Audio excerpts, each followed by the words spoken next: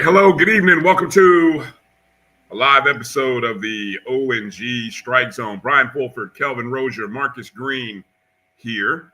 Fellas, how you doing tonight? Marcus?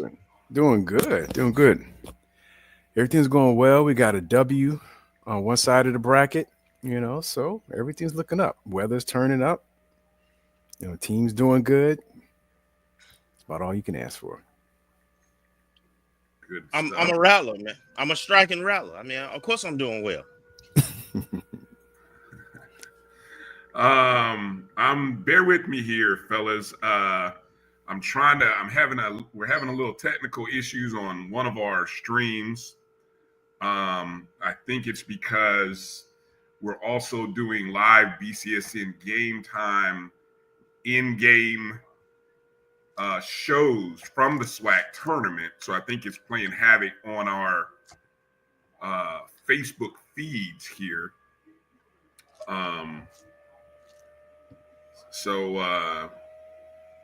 Continue with the small talk here, Kelvin and Marcus.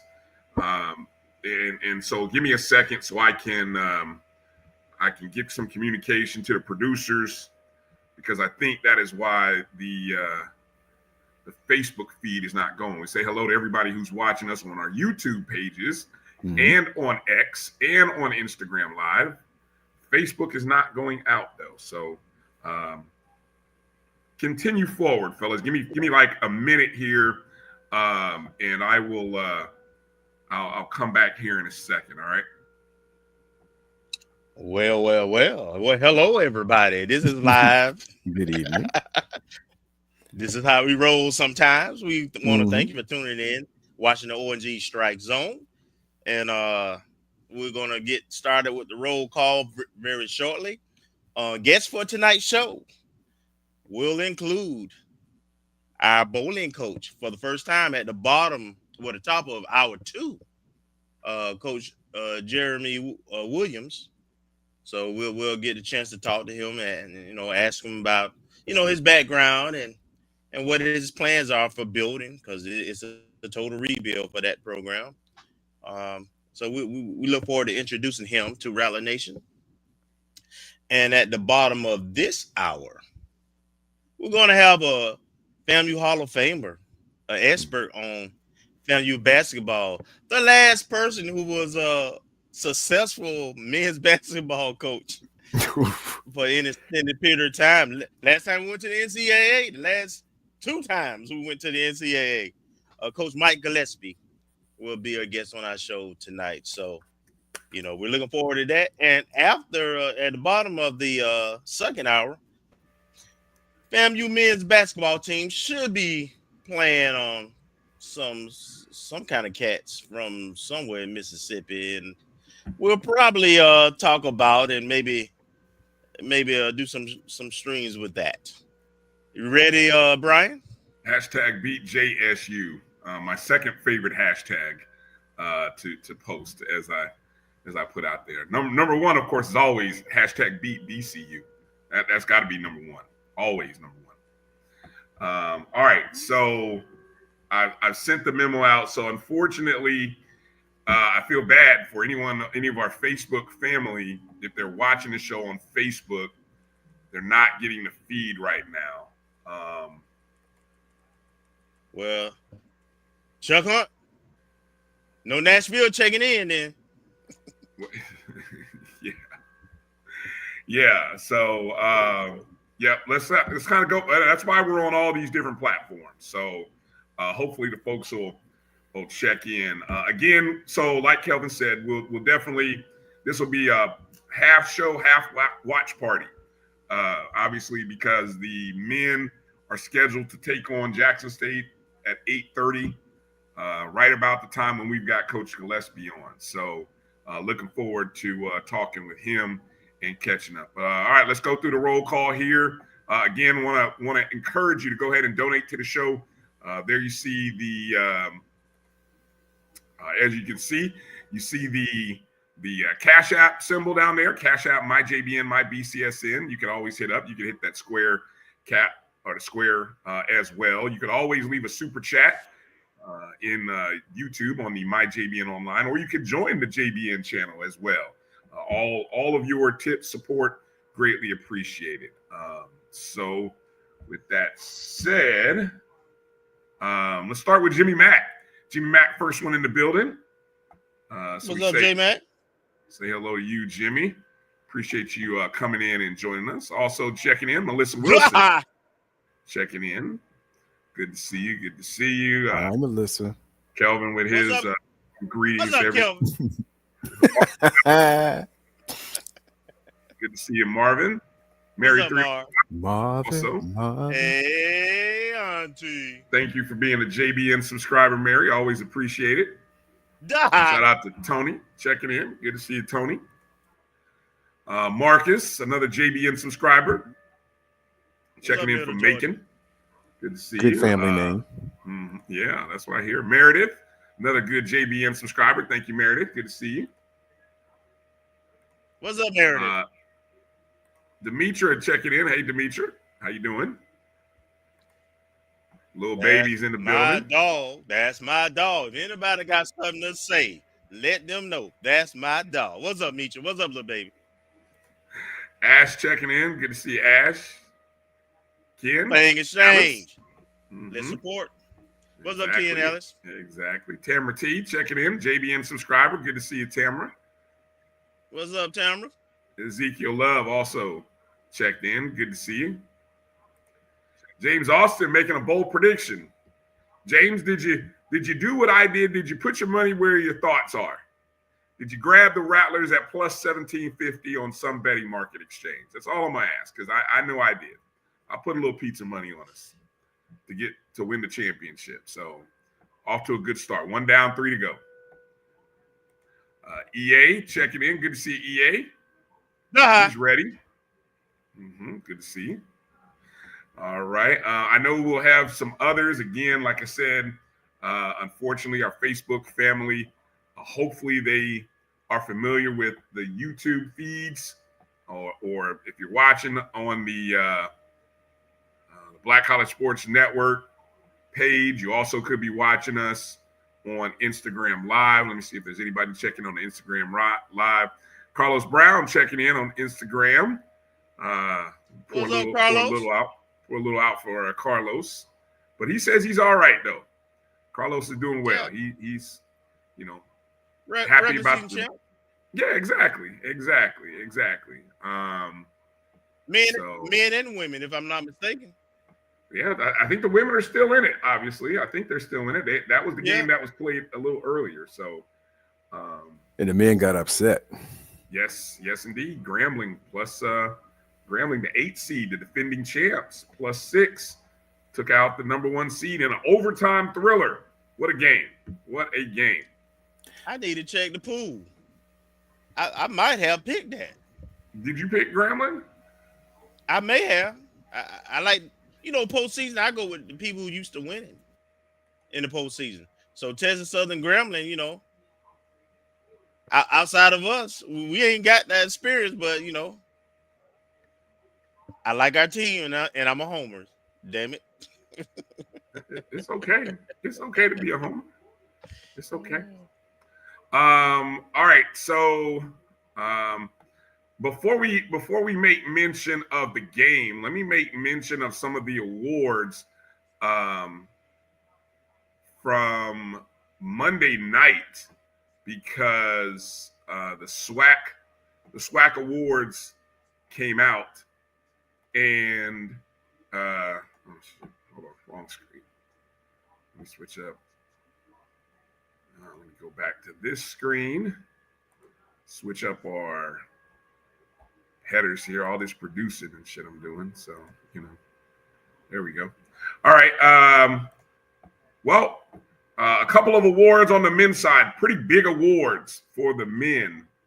We had the Player of the Year won by Sterling Young, and the Newcomer of the Year, Milton Matthews. Of course, both of these two young men, first-year guys, came to FAMU with Coach Crary, and two guys who have actually lit it up this year. Sterling, of course, I'm just reading here. He leads the league in scoring among conference games at 19.8. He shoots 46% from the field. I think he averages overall like 17 a game, which is like top 3 or 4. But in the conference, damn near 20 points a game. And being there to watch it live. I mean, he does most of that coming off the bench too. At least the role. I mean, he was a starter, but I think, Coach kind of gets the most out of his presence by bringing him in 4 to 5 minutes into the game. And of course, he's usually in the game down the stretch, which I always say that's what matters. So, congratulations to Sterling on winning that award. That's the second SWAC Player of the Year in FAMU's 4-year history. Of course, 3 seasons ago, it was MJ Randolph in our first year. And that team won 11 games in the SWAC. They were the 4 seed, lost in the first round.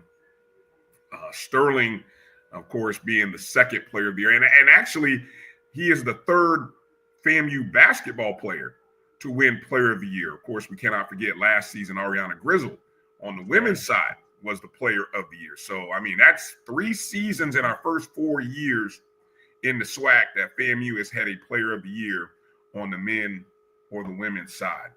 Milton Matthews, we saw what he can do a little last night. One of the best 3-point shooters in the conference, might be the best. Statistically, he is the best. He's 6th in conference scoring, averaging 17.8. When I looked yesterday, he was leading the league not only in 3-point percentage, but also in 3-point field goals made. And so, yeah, I think give you guys a chance to get some words in. Kelvin, Marcus, anything you guys want to add there about Sterling or Milton and just their presence and just what they've accomplished here? Well, the first year with the team, with a first-year coach, to sweep those awards. Milton Matthews coming up from the NAIA level, and even though he had played at the Division I level, and then Sterling, who I don't know if Coach exactly knew how to use him or where to go, because if you remember, the first 3 games into the SWAC season, which were all losses, he had a limited role. And right. We figured this team figured out things on the fly. Sterling led the league in points, and he as you mentioned, he was coming off the bench most of the time. He also had some injuries he was dealing with, including now in the tournament. So I just think it says a lot about our coach and these 2 gentlemen. They are a deadly combo when they're hot from the 3-point line, as you saw with Milton last night, where he was our leading scorer in the absence of Sterling and poured in quite a few points. And I know Coach Gillespie, if you remember and watch those teams, they were known for shooting a 3 pretty good and changing up defense. And they had some guys who played above the rim too, but definitely this style of play, I reminds me of some of his teams. So congratulations, guys. Well earned. What you got, Marcus? Marcus, you're on mute. Hello. To have, like Kelvin was saying, a first-year coach or first year in Division I coach with two players sweeping probably two of the more prominent awards, because the only other one, I believe, is Defensive Player of the Year. I think it speaks to both of your points, not only about, well, a lot of different points about Coach Crary and what he's doing in year one with the program that had been moribund at best over the last couple of years. Having this foundation of two players that took two out of the three season-ending awards on the men's side, and continuing what we've seen as a trend the last 3 years with a FAMU representative in either men's or women's basketball, with 3 out of the last 4 years being represented on the superlatives list. So it's off to a great start for the men. Very much deserved for the two young men. And I think it sets a great foundation for Coach Crary. He can sell that and the fact that we're advancing in the tournament when no one gave us a shot. I think preseason, I don't remember, were we 10th, 11th? 11th. Predicted, and now we're in the second round of our conference tournament. And like Coach Crary said, and I was thinking about it this weekend, we were I think we ended, 10-8 for the season? Well, we're literally 4 points away from being 14-4. Yeah. Yeah. So that says a lot. And I guess 3 of those losses were early in the season, as Kelvin mentioned, when Sterling Young we're still trying to find our role, and the other was the blowout loss at Huntsville for the Alabama A&M. But other than that, the top teams, we played them tough and had a chance to really make a splash, and it could have been 14-4, even if you split 12-6 in year one. So it speaks a lot, not only about the players, but also the coaching, the camaraderie. And we've talked to Coach about meshing of the players and of the team, and it seems like it's working out pretty well so far. Nice. Over on the women's side, while we're there talking about postseason. Well, let me go back for a second. Sterling, of course, was a first team all SWAC player. I made the all SWAC team. Surprisingly, Milton did not make the second team. I noticed that. Yeah. There was all kinds of.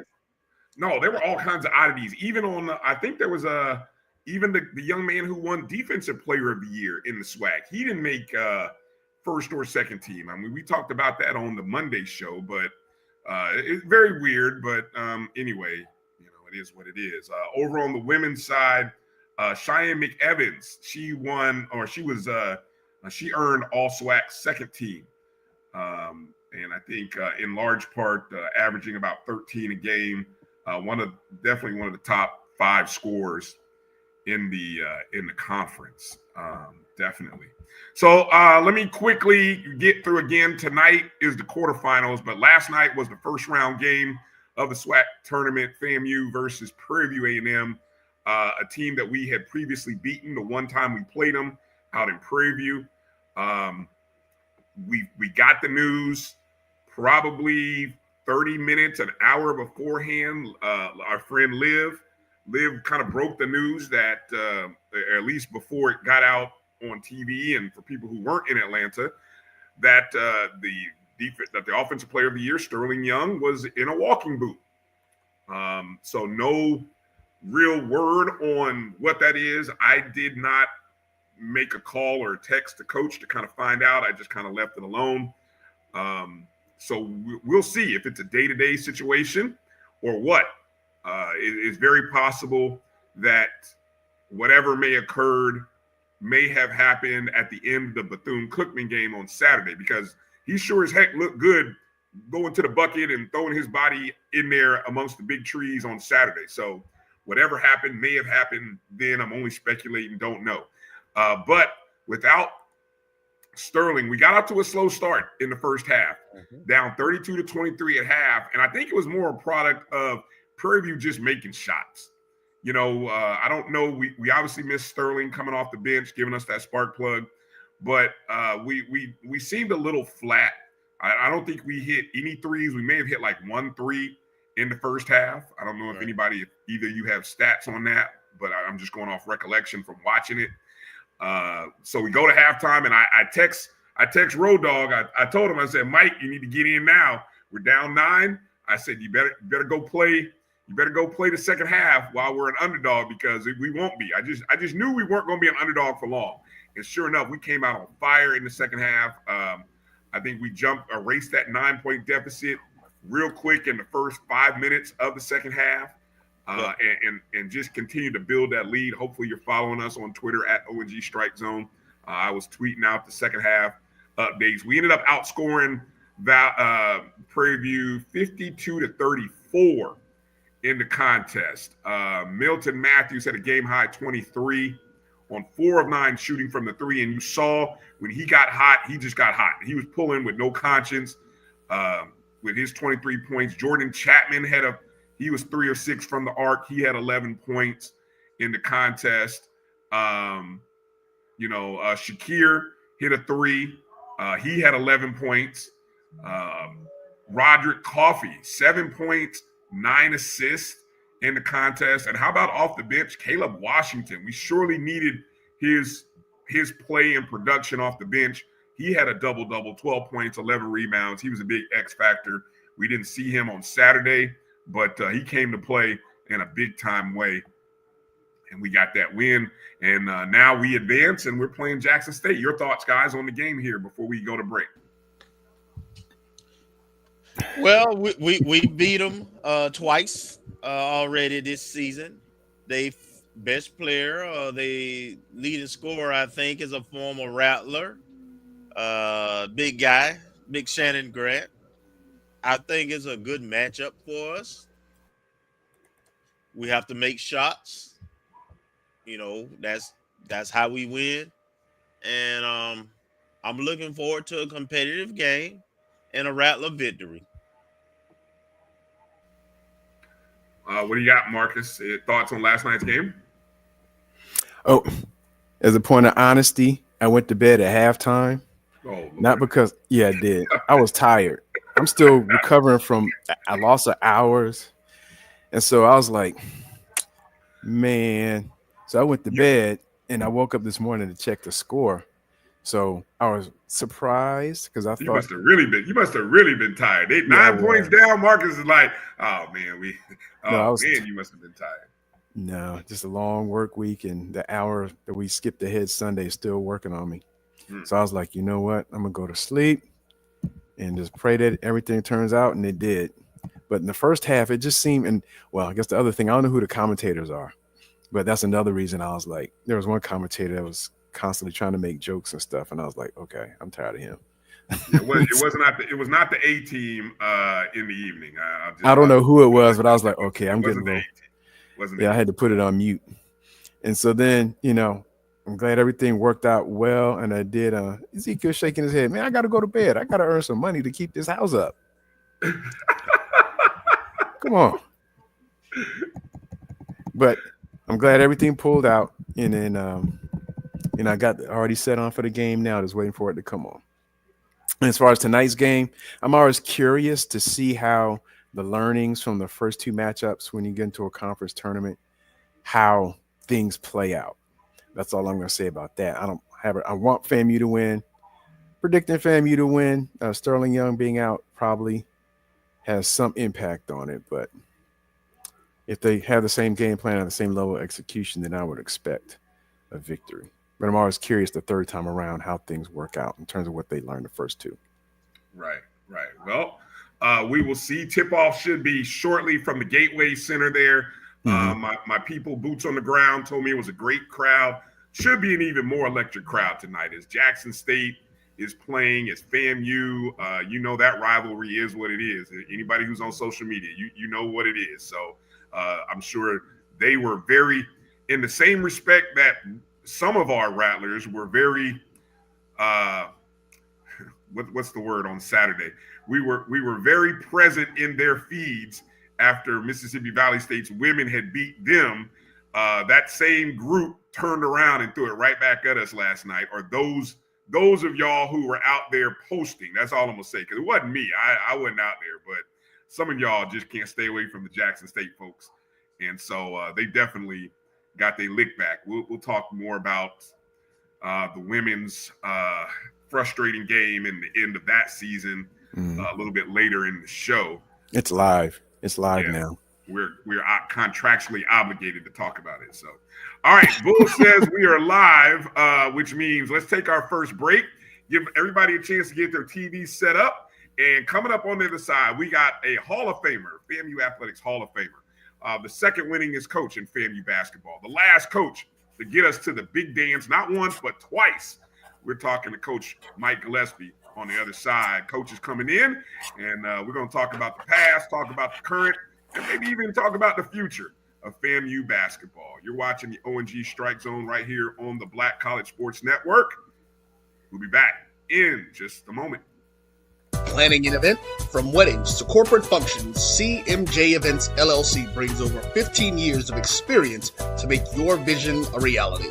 Based in Metro Atlanta and serving statewide, even internationally, we provide versatile event planning and authentic catering cuisines tailored to your needs. Whether it's pre-game meals for student athletes, fundraisers, weddings, corporate functions, CMJ Events LLC is your one-stop solution for exceptional service and unforgettable food. Our diverse culinary heritage means we cater to all cultural tastes, dietary needs, and food restrictions, making every meal uniquely yours. Let's make your next event unforgettable. Visit us on all social media at CMJ Events LLC or email us at cmjeventsllc@gmail.com. Also give us a call at 404-664-3882 so that we can start planning now.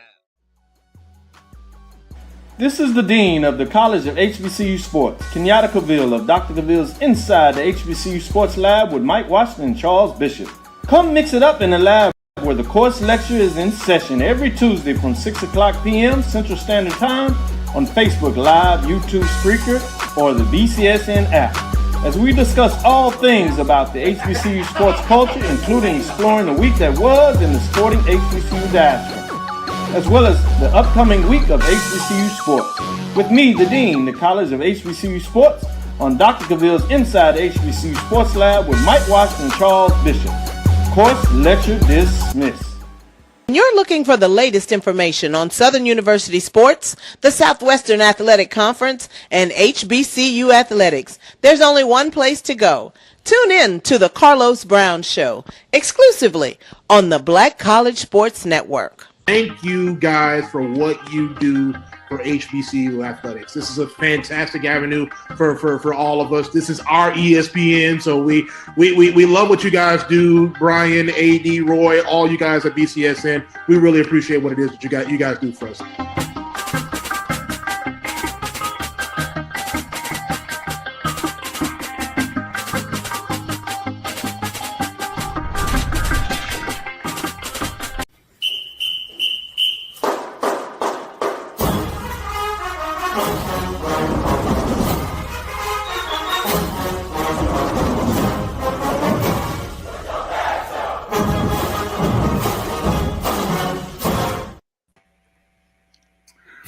Welcome back to the O&G StrikeZone. Bryan, Kelvin, and Marcus, and it's a pleasure to have on a class of 2024 FAMU Athletics Hall of Famer, the second winningest coach in FAMU basketball, and the last coach to take the Rattlers to the NCAA tournament, Coach Mike Gillespie. Coach, welcome to the show. Good evening, Coach. How you doing? I'm blessed. I hope you guys can hear me okay. Yes, Yes, sir. My voice is a little raspy. My daughter's team, she's the head coach at Illinois State. They're competing in their conference tournament. So I'm up here in Evansville, Indiana, cheering her on, and hopefully we can steer her team to a berth there in the NCAA tournament. But you guys have done an unbelievable job with your program. I've watched many times. It's been amazing, and I thank you for again instilling still pride in men's basketball in Florida A&M. I know we've been a little bit on the downward side, but I tell you what, I think Coach Pat has done an unbelievable job this year, getting us back to where, we've turned the corner. I think he's for the job, and I just hope that people will continue to support him, especially the administration, because I think nothing but great things are going to happen from here on out. Well said, and thank you for that, Coach. I was going to say you got that coach's voice, like you've been out there coaching from the front row. I know you sit in the front row behind the bench, Coach. No, I try. I don't. No, I get as far away as I can because I still do a little cursing every now and then, and I got my two grandkids that sit near me too, so it makes it a little bit more difficult for me. I still get as excited about the game, though. There's no doubt about it. And I've watched the men's team play on ESPN Plus. I watched the game. I still get upset when I see them do dumb things, and I'm not even coaching. I don't even have any. But I'm also very proud that, like I said, a great win last night. When we won the tournament back in 2004, when we had Terrence Woods, we had Moses White out of Tallahassee, we had DeMarcus Wilkins, we had really good guards. We had Tony Unbelievable guard out of New Jersey. We were a 5 seed, and we won the tournament. And anytime you get in a tournament situation like this, you've got to win a game that maybe you had no business winning. And the first game that we had that year, we played Hampton, and Terrence Woods, our best player, he banks in a 35-foot three to win the game with no time on the clock. And then we went on, we whooped South Carolina State, and we handled, we beat Coppin. Tony Tate, sophomore guard, hits 5 threes. And just an unbelievable experience for all of us to enjoy that moment, and obviously go on and get the next win in the playing game against Lehigh. So and then had the chance to play Kentucky. So just I think this year, I know that they'll play Jackson State. It's a 2-7 matchup, but as you said, I think FAMU's in a good spot, and then Bethune. That's a game that can go either way. And again, had the opportunity the other night. They're up 5 with 30 seconds to go, and right. I was praying that somehow, some way, we could pull that one out, but it wasn't meant to be. Right. Go ahead, Kelvin. So, Coach, kind of talk about what you're up to these days. I'm interested to know. Well, when I unfortunately I was asked not to coach anymore after the 2007 season, 2007-2008 season. I moved. My wife and I moved to Jacksonville, and my wife worked for the PGA Tour. She was a travel agent, and I started my own basketball academy. I coached a CBA professional team. We got about 8 or 9 games into our season. I had Terrence Woods. I had a couple other guys that played in the MEAC, played with us, and we were in first place. But my owner ran out of money, so we had to fold the tent. I think we were like 9-1 at that time. And at that point in time, I decided to start my own basketball academy, and I started my own little AAU program. And I did that for the next, I think I've been here in Jacksonville now going on 18 years. So for the last 16 years, that's what I did. And we were able to help over 120 kids go play college basketball who were part of our Mike Gillespie program. And that, to me, is more important than any win or anything else that we did, to give kids an opportunity to go play college basketball, whether it be a Division I, Division III NAI. And it's really been, it was a blessing from the Lord that I was able to help these kids. And I've kind of cut back on a lot of that right now, being 74 years old. I'm still very active in a lot of things, but I've kind of backed away a little bit with that. All right, Coach. I also want to know, how often do you get to talk with some of your former players? We talk, yes, probably monthly. I talk to my assistant coach, Chris Cornelius. Right. Chris and I speak probably once a week. I talk to Terrence probably 6 or 7 times a year. Jonathan Kelly, another young man. Yeah. Bryan Green, who I think Bryan lives in Atlanta. So I stay in touch. I don't do a lot of social media. I don't do face page or FaceTime or wherever any of that stuff is called. My wife does some of those things, and so they contact my wife, and she tells me she'll read me the things. I don't do a lot of Twitter stuff. I don't do Insta, Quaker Oats Instagram or whatever it's called. So I just tell those guys, if you want to get a hold of my number, give me a call. Darius Glover calls me all the time, and we chat about Chicago. So, but I do try to stay in touch with as many of those players as I possibly can. It's a joy. Yeah. All right. Go ahead, Marcus. Well, thank you, Coach, for joining us this evening. I wanted to ask, actually, there's two questions, but I'm saving one for the second go around. But my first one is, what is your fondest memory of being coached down at FAMU? Obviously the two NCAA tournament appearances are just mind-boggling for me still to this day. To have the opportunity to participate in the NCAA tournament, to get that first win for Florida A&M, to beat Lehigh. We were better than Lehigh. I knew going into that game they had no chance. I just knew my guards were better. We didn't have a post player. O.J. Sumter, our post player, had been hurt all year. We had a lot of undersized guys, Rick Russell, Mike Adele, Michael Harper, who played. And to win that game in Dayton and have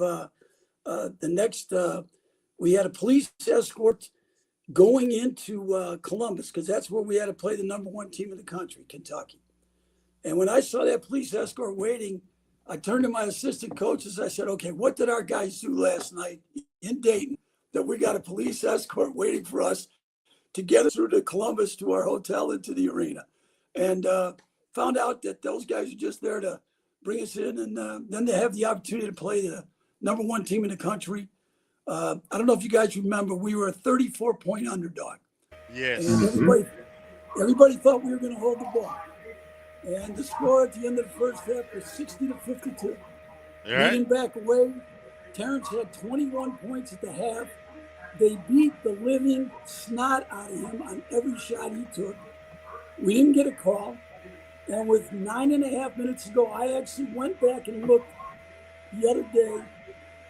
We were down 10, and Terrence had two wide open threes that rimmed in and out that would have cut the lead to 7 or less. And then we just ran out of gas and only got beat by 18 points. So I think that is probably the highlight to have that opportunity. The second time that we won the championship on a last-second dunk by Bryan Green, monumental.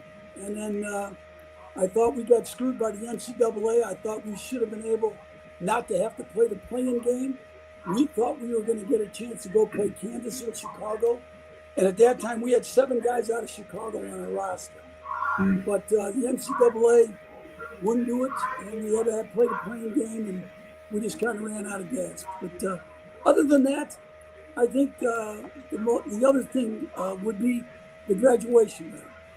In the 6 years that we were there, we graduated our basketball team at a 93% graduation rate. That was unheard of at that time. The graduation rate for the normal classes was 34%. And we had guys go on to get their degree at a 90. We only had 2 guys not get their degree. So I think that would probably be the greatest accomplishment that I would hold true to my heart. Thank you, Coach. Just to give people some updates here, 6 minutes into the contest, we're down 20-8. Looks like Jackson State has come out hot, and we're kind of the opposite of that right now. They're 8 of 11 from the field. We're 2 of 8 from the field. So, and they're 3 of 4 from behind the arc. So, not sustainable. Hopefully, we'll see how the game progresses. I want to before we I did, it brings up a great thought you mentioning that 2017. That was the team that won. Look at my set, 21-14. Which, yes, sir. At the time, it was the first 20-win season by a FAMU club since 89-90. That was like Yes, before I even came on the yard. Okay. And still the last 20-win FAMU team. The challenges of being a low resource, however you want to call it, mid-major HBCU, all of that wrapped in the challenges of scheduling. You obviously have to go and play to build the budget, and not much has changed over 20-something years of college basketball. What was the mindset of your teams? Because you recruited players, you got guys. Your teams you always had good conference records. What was the mindset of your recruiting philosophy, knowing the situation in terms of the school and the finances and the program, and just being a mid-major at that time? Well, again, the biggest problem that we had was funding. To have the funds to compete, we recruited the best players that we possibly could. I mean, we had Terrence Woods out of the University of Tennessee. Moses White was at Georgia. Tony Tate was at Pittsburgh, University of Pittsburgh. So we went out and got, I mean, it took a lot of time and a lot of effort, and we took a lot of money out of our own pocket to recruit those guys, but it was worth it because it paid off. The problem is that we had to play 10 guaranteed games. So we would go play Illinois. We would play NC State. We would play Oklahoma. You name it. We play Oregon. It didn't matter. We knew we had to do that. So then people would always take a look at our record in the non-con, and we'd have 8 losses, 9 losses. And then what would happen is we would beat Central Florida. We would beat Florida International. We would beat teams like that. Then the next year or the years after wouldn't play us anymore. Because how can we lose to a MEAC team? Well, you lost because we were better. I had better players. So that was the difficult thing for us, was then to find, teams of equal ability to play us, and that made it more difficult. So we ended up playing more guaranteed games. And so that, I thought, was the most difficult thing that we faced. The school was amazing just in regards to the atmosphere, the campus, everything. Those aspects were great for us. Having Florida State right there was awesome. But it was just, always being a little bit underfunded and not being able to maybe just take it one more notch up. But we raised, I think in the 6 years that we were there, we raised over $3 million to support the athletic department. And we got a very small cut of that $3 million. But you know what? It is what it was. And we did the best with what we could. Yeah, indeed. And I don't think it, and the sad thing is, and Bryan, okay, give the update, because I'm going to say it hasn't changed in the last 20 years either. Well, I'm glad you said that. Yes, I was going to say that. Changed. Hearing you, exactly. It has not changed. Sadly, it hasn't changed. Again, 23-9 is the score right now. Jackson State shooting a blistering 64% from the field, including 4 or 6 from the arc right now. It's early. They're the team that's hot. They're the team that has been sitting around for the last 3 or 4 days as well. You're a little familiar of being in that spot. You actually, as you mentioned, the first tournament run. Well, I guess not, because it was an 18 MEAC tournament back then, right? It wasn't a 10-team field. So. No, we had all 12 teams, I think, participated. You had, okay. I don't think it was just top 8. Everybody participated, because my first year, we had to play in my very first year there that I took over the team. We were maybe the 8th seed, and we got up, or the 7th. I can't remember exactly, but we were one of the ones that had to play to get back, to continue on, and we didn't make it. I mean, we got beat the first game, and then after that, I think we won at least one game. I may be wrong. My memory, when I get a little bit older, is going bad, but I think we at least advanced.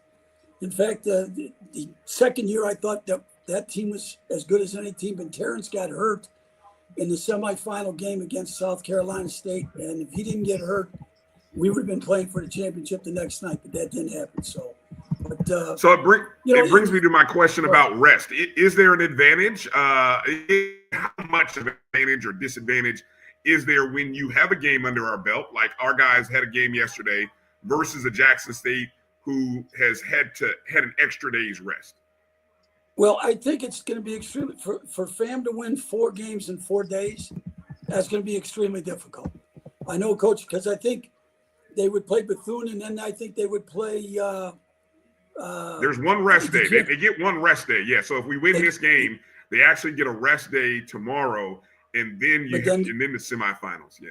Then they'd have to get 2 more games. So again, you're going to have to play. You're going to have to win 4 in 5 days. That's difficult. Now, they've got a lot of guys. I think they play well together. You know, I think you got to get lucky in one game. When you're tired, like I said, we had Tony Tate hit 5 threes. We had guys come off the bench in that 2017. We had John Mason out of Panama City. He hits 4 threes in the first game. He hadn't made a 3 in like 20 games.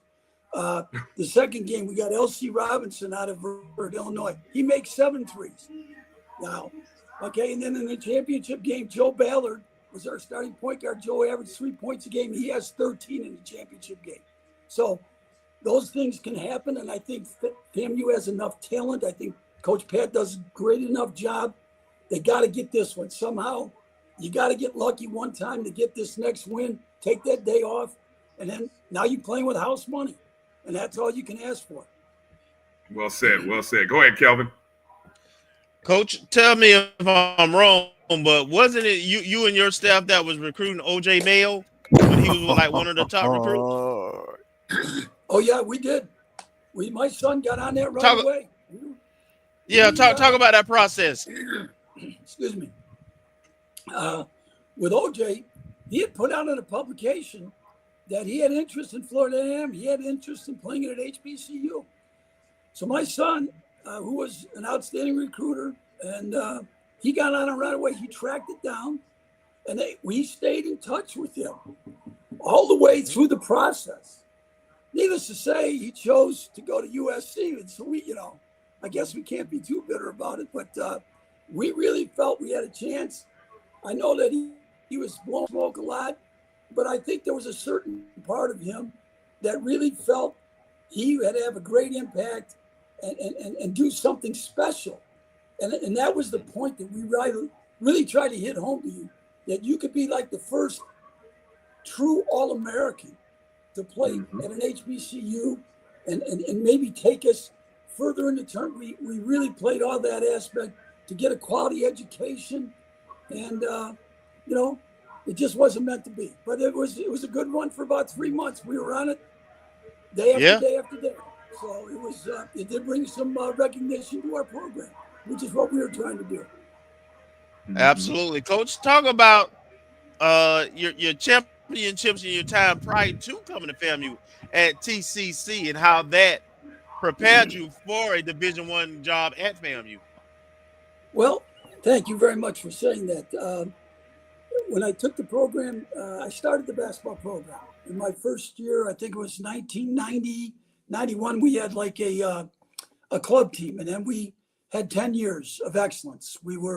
Our record was 260 wins and 50 losses. Now, I had some of the best players in the country. I recruited them, but we had guys that played in the NBA. We had guys who played, like, again, to give you an example, Jason Cipolla played at Syracuse in the Final Four, got beat in the Final Four, was a junior college All-American, is in the Hall of Fame, in the State Hall of Fame. We had Marcus Hatton, maybe one of the best guards to ever play at St. John's. Again, first-team All-American. Bootsy Thornton out of Baltimore. Again, played at St. John's. Great player. Two-time All-American. Put 40 on Duke as year at St. John's. We had Kerry Thompson, who, again, was unbelievable. His 2 years after he left me and played at Florida State, had a great career there. Helped Coach Robinson make the NCAA tournament. Kerry, an amazing player. So by having an opportunity to coach guys like that, Antoine Jones, who played at Cincinnati. So you look at the guys that I had, I tried to recruit those same guys to go with me over here to FAMU. Now, I couldn't always get guys like that, but I tried like hell. And, but we played in great that league was a great league. Pensacola, Chipola, Gulf Coast, Okaloosa, Walton. Great coaches, great players. We had the opportunity to make it. We should have won it when I had Mike DeGrew and Bucci Thornton. That team should have won the national championship. We had a guy by the name of Paul McPherson out of Chicago, and Paul was a 6'2", weighed 240 pounds, and had a vertical jump of 48 inches. He was an unbelievable athlete. He played for the Golden State Warriors for a short period of time. Halftime in the semifinal game of the junior college championship tournament, he got in a fight with one of my players because he got called out. Needless to say, that fight kind of disrupted our flow a little bit, and we got beat in the semifinals. We came back and won third place game, but those are the types of players that we had, and I had to deal with them. And so I learned a lot, but I also learned to coach against some of the best players in the country, which is what we did face when we played all those buy-in games at FAM. We had to play some of the best players in the country, so it certainly paid off. And the last year, as you asked, in 2007, we played Florida in Tampa, and that's the reason why we didn't get to play Florida the first game of the NCAA tournament. We only got beat by 12 points. We had a chance to win the game. Bryan Green was phenomenal. He had a dunk over Corey Brewer that they took Corey Brewer out of the game. Billy Donovan never put him back in the game because that's how he dunked the living heck out of that game. Yes. And I got to give Billy credit. He played us all 6 years that I was there. We were able to play Florida. And needless to say, that was one of our highlights to play them. And that was their second year that they won back-to-back championship. So another great memory. Yes. Good stuff. Good stuff. Go ahead, Marcus. One last quick question. Kelvin got my OJ Mayo question, but I wanted to ask, what's your perspective on the state of college basketball today with all the changes going on in NIL and the transfer portal? Just your perspective on how things are versus how they were. It's completely changed. It's the wild, wild west. It's beyond it's mind-boggling to have the portal is going to be the demise, in my opinion. Yes, I think the student athletes should be paid, but I think for guys to be paid the amount of money that they are receiving is again, it's very, very difficult for FAMU, Bethune, to compete. For Coach Pat, his best player, he may be gone next year because someone else is going to give him $50,000 or $100,000. A real good friend of mine at University of North Florida, his best guard last year was the player of the year in the A-Sun. He signed to go play at Tennessee for $2 million. Wow. Now, how can you it's just it's unfair. Yeah. But that's just the way it's going to be, and the rich are going to get richer, and you can only hope that the HBCUs and the other lower level can continue to recruit good people, good kids who still would like to have an education. That it doesn't have to be always about dollars. How much you can give me? What can I get out of it? How about getting a FAMU education? How about getting that relationship? Yes, we may be able to give you a little bit of money, but we can give you a hell of a lot more that you can use for the rest of your life. And that's what I hope for, but that'll happen. Right. So I'm glad. There's a certain part of me that's glad that I'm not involved anymore. Thank you for your honesty, Coach. I think it's unfair. I really do. So you just hope that the boosters at FAM and some of the other schools can try to sweeten that pot a little bit to maybe help those kids that need it, that need that type of money to help them be, again, for whatever reasons why, to be successful and so forth and so on. Still gets back down to getting a degree, though, in your life. Because how many guys do we all know are going to go tell us we're going to play in the league, and they ain't even ever going to come close? So let's make sure we can get an education and do something with that and raise a good family. So yes. Well said, Coach. Well said. All right, just to let people know, if you didn't see the update, the under-8 timeout, 29-18. We are trailing right now to Jackson State. Again, Jackson State still shooting hot right now. They're getting. I saw Shannon Grant getting a couple buckets. He's pretty stoked and excited. I mean, a former FAMU player. Any chance he gets, Yes. He's charged up right now. We'll see what kind of energy he has in the second half, though. Right now, Deshaun Ruffin is leading Jackson with 12. For us right now, Jordan Chapman is playing well. 9 points, 4-4 from the free throw line, 2 of 3 from the field. Not getting any production from the bench right now. That's hurting a little bit, and we're a little short again without player of the year. Without our player of the year, Sterling Young. So, Coach, I want to, when's the last time have you had a chance to get into? Hopefully now with Coach Pat. I don't know. Did you get a chance to get to any games in Tallahassee this year? I did not. With my daughter's schedule, I'm kind of tied up. That they played the same schedules. It's the Thursday, Saturday, Monday, and it made it difficult. I do watch. I'm not going to lie. I watched probably 20 of their games this year. Wow. Some nice. I turned off a little. Some I turned off a little earlier than others. Especially the guaranteed games, because I know what it's like. I know what it's like. Yeah. Once we got into league play, I Chris Cornelius and I text each other back and forth about we could do this a little bit different. Boy, that was really good what we did.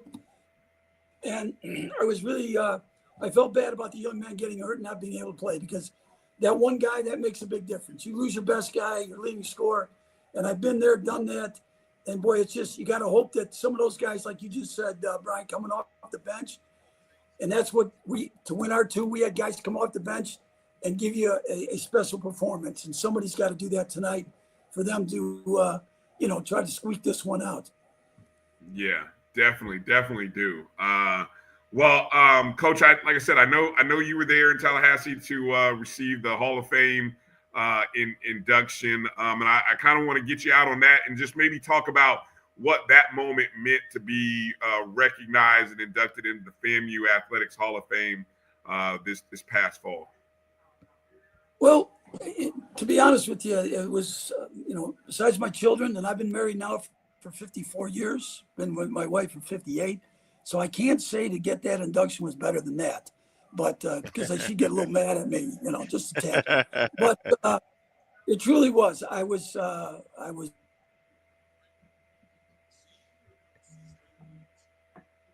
Did we lose Coach? I think, there we go. Somebody, there you go. We got you now, Coach. Go ahead.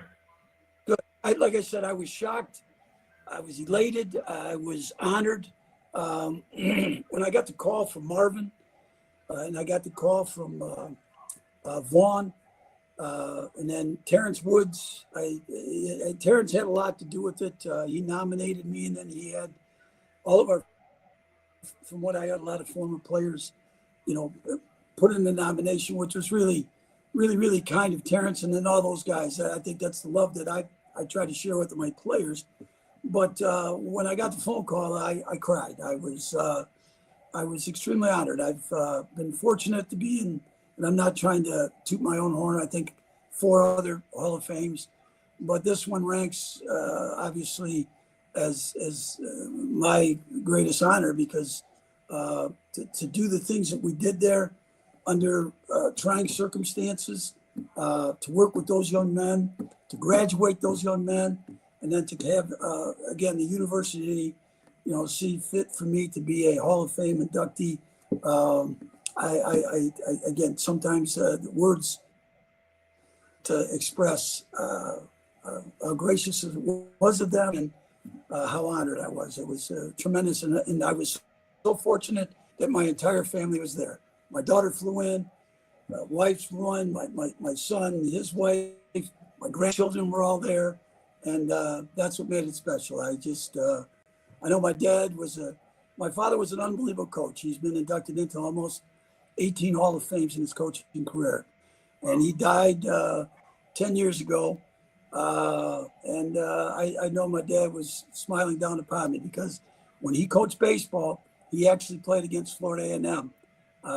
He used to bring his team down from Illinois back in the late 60s, early 70s, and the 70s, and had and that was the only school that would play him when he came down here because they were good. But so yes, it was a proud moment for the entire Gillespie family.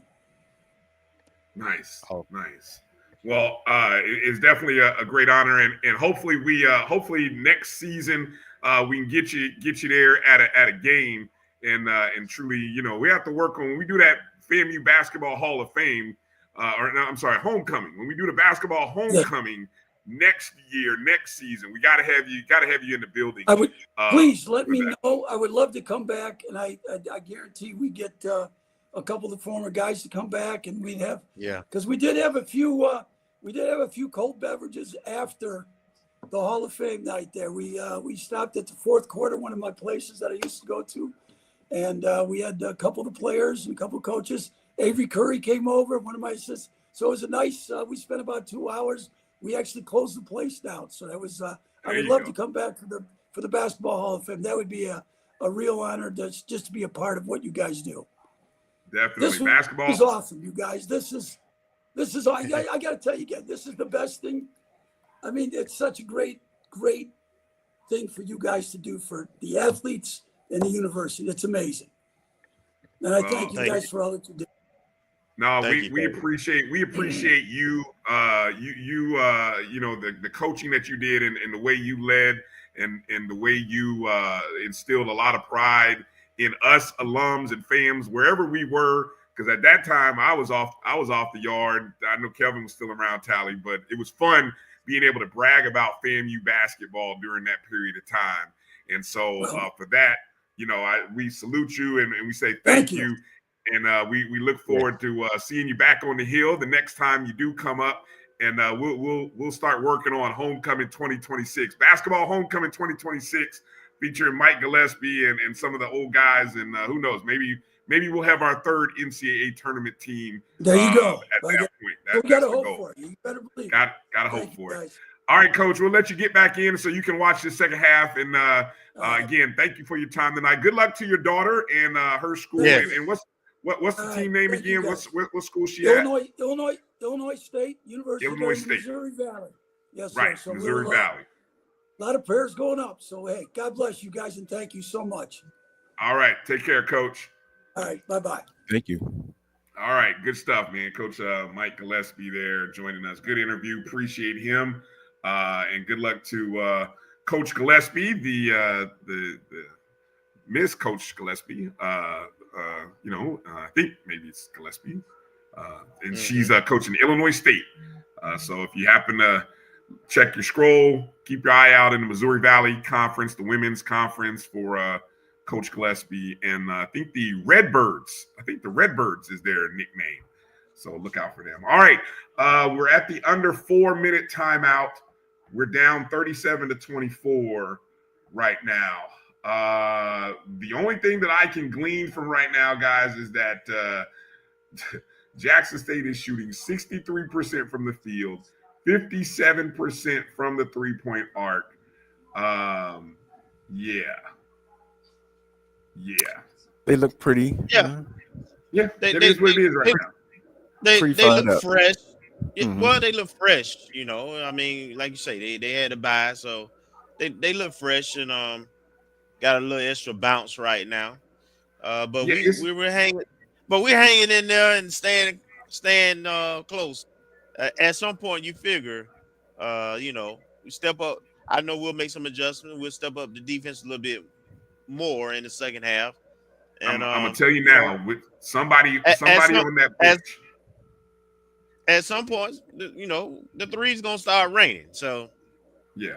Right now we're 3 of 7 from the 3-point arc, but 7 of 21 from the field. So we're missing the shots inside the arc around the paint that we're missing right now. We're 7 of 8 at the free throw line. That's it. I mean, and we've only made 1 turnover. So right now it's just makes and misses, which is fixable. Makes and misses will come, and so that's the positive. It stops. Stops. We got to get some. I seen too many easy baskets in the lane. Yeah, too many easy baskets in the lane right now. So we'll have to do something about that. Okay, let's take our first break. Coming up, we got Coach Jeramy Williams on the other side. We're going to catch up with him, introduce him. First time that we've had this Coach Williams in the O&G, and we're going to talk about the bowling program and how Coach is rebuilding that program into a title contender in the SWAC. You're watching the O&G StrikeZone right here. It's a live watch party for the SWAC quarterfinals, which are happening right now between FAMU and Jackson State's men. We'll be back in just a moment with Coach Jeramy Williams on the other side right here on the O&G StrikeZone on the Black College Sports Network. Since 2002, Empowerment Resources, Inc., a nonprofit organization, has empowered more than 1,500 youth and adults in Duval and surrounding counties through its programs Journey into Womanhood, Girls Mentoring, Life Skills for Teens, and Parenting Education Coaching.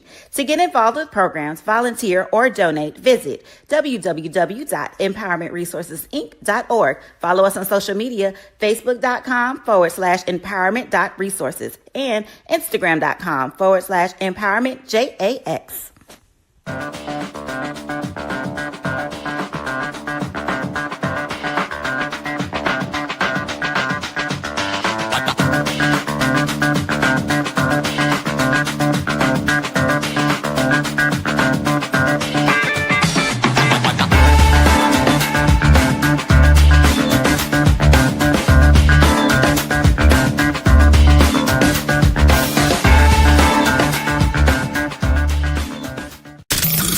The human voice has always connected audiences with experiences. Major brands all across America have trusted Kever's voice time and time again.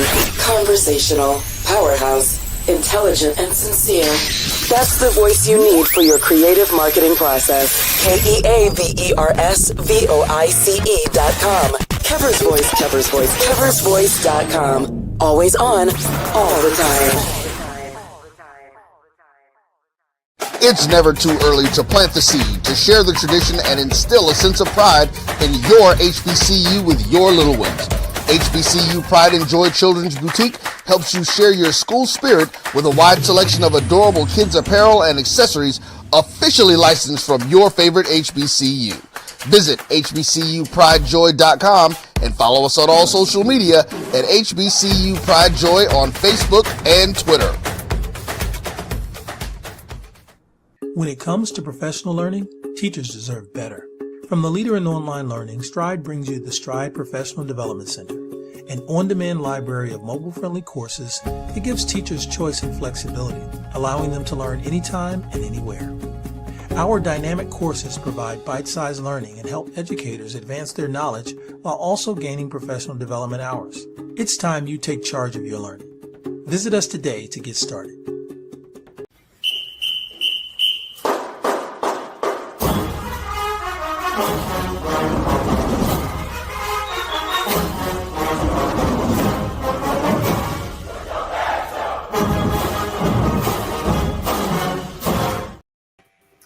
All right, welcome back to the O&G StrikeZone. Bryan, Kelvin, Marcus, and joining us for the first time to the O&G is none other than Coach Jeramy Williams. Coach, welcome to the O&G. How you doing, sir? I'm doing fine. How about yourselves? Hey, Doing we're well, doing Coach. well. We're doing well, Coach. Well, for folks who are not familiar with you, Coach in his first season leading our bowling program comes to us after I guess we could say almost 2 decades out of Elizabeth City State, coaching there, 3-time CIAA Coach of the Year, won a championship with the Vikings back in 2009, won a couple of a few division championships, had 12 all CIAA players, a CIAA Player of the Year. So Coach has coached them up quite well there at Elizabeth City State. And I guess my first question for you, Coach, is what attracted you, or what was attractive about the opportunity to come south of Florida and coach at Florida A&M? Well, I always wanted to coach at a D1 program, and to have a program that has scholarship money. At Elizabeth City, we didn't have that much scholarship money. Not to talk bad about them, but we didn't have that much scholarship money. And I wanted to see what I can do with my recruits and who I can bring in, and plus to have a bowling center on campus. And I always say, if I had a bowling center on campus and I had some D1 players, I want to see what I can do with that. Okay. And so as you just said, we often talk about doing more with less. And now we talk about that here, but you were doing more with less than what we have here. Yes, sir. Yes. Way less. Where are you from? Tell little people about yourself. What's your background? Where are you from? I'm originally from Elizabeth City. I graduated from Elizabeth City State, and I'm from Elizabeth City, and I'm just born and raised there. I've never been anywhere else. This is my first time leaving home, and it was an adventure for me. I was gonna say that's got to be tough. I mean, we talk about leaving home sometimes to go to college, but you're literally leaving home, to coach and lead a new program. I mean, that had to be extremely tough for you. Yes, it is, and plus I left my wife in Elizabeth City. She's still there. Eventually, hopefully, within the next year, she'll be transitioning up here. And to come to this program, I didn't know all the issues that it faced before I got here. Mm-hmm. But, I had to, deal with it. And AD Suggs and her husband, Kenneth, they really embraced me and welcomed me in with open arms. Nice. Go ahead, Kelvin. So, Coach, you kind of alluded to it. Talk about what your team currently, your level of scholarships, and the building job that you have to do in terms of your team and program. Well, this past season was really trying, and I took a lot of L's this year. I mean, the team that I inherited didn't have that much experience with bowling. So when you have young ladies that don't have that much experience with bowling, and they really don't trust my coaching style, or they didn't gravitate to me in the very beginning, made it kind of difficult. They was told some things that I was going to bring in my own team. I got here in October. So me bringing my own team in, that wasn't going to happen because, school had already started. So they had got some bad information, and they didn't really start listening until the second semester. Mm-hmm. Gotcha. Okay. So what's your strategy? How many players do you currently have? How many can you bring in? Have you started the recruiting process? Yes, I can carry up to 11 young ladies. Currently, I have one that's still practicing with me now. She did last semester. This semester was her first time bowling, but she's a bowler.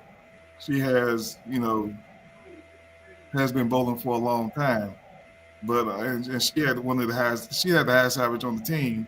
Once season started. As far as recruiting, I've been recruiting. I started recruiting at Elizabeth City State. So all the young ladies that I reached out to, I let them know I was coming to FAMU, and they was excited to come here as well. So right now, I'm talking with about 16 young ladies. And most of them, if not all of them, are 190 to 210 bowlers.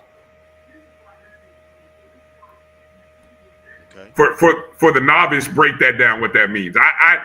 Some of us are novice bowlers. Like we go out with a pitcher and we bowling, but and we know. But break what what does that mean for the novice out there who's watching, not familiar with the numbers?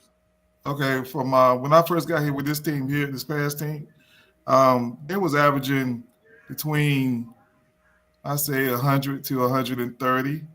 By the end of the season, I had got them up to 140s, 150s. It had some high games of like 170s. But we was always a little short when it came to the end of the games, we need somebody to strike out, or some couple of tournaments we had a young lady that had other things that she had to take care of. So I ended up taking like one tournament I had a softball player, and then another time I had a track and field young lady. Of course, those young ladies didn't bowl. I only had 2 days of practice with them. So it was very trying, 5 against 4, 4 against 5 seasoned bowlers. Right. The young ladies I'm recruiting, they are very, very good. Matter of fact, one young lady that I'm recruiting, the #1 team in the nation, reached out to her and wanted her to join their team. But she said, and I'm so happy she said it, she said, I'm committed to FAMU. Amen. All right. I was very happy about that. Awesome. That's what's up. That's good. And these are. Hey, go ahead. Finish your thought, Bryan. No, I was just going to say, as Coach mentioned, my question that popped into my head, and I apologize, Kelvin or Marcus, if you just are going to ask it as well. It was about bowlers being 100% bowlers and not being multi-sport. Like, being multi-sport is great in high school, but I imagine here at the collegiate level, you want young ladies who school and bowling. That's it. School, bowling, bowling school, maybe, social life, bowling school, kind of like that, right? Yes, and that's what I have now. These young ladies are every weekend at the bowling center. During the week they're practicing, and most of them are on high school teams. Like one young lady I have coming, she's from Indiana. She's the #4 bowler in Indiana. And then I have another young lady that's coming from Colorado. She's the #2 bowler in Colorado. And then I got two that's coming from overseas, from Qatar. And those are the two that's from Qatar are, let's say, I really don't supposed to have those. But I talked and talked. I courted, and their parents, and they were sold on my program. So they should be here in the fall. Oh, wow. Go ahead, Kelvin or Marcus. I may have jumped over one of your questions. Yeah. I want to jump in real quick, Marcus. Coach, I know that you have some certifications. You mentioned our bowling center that we have on campus.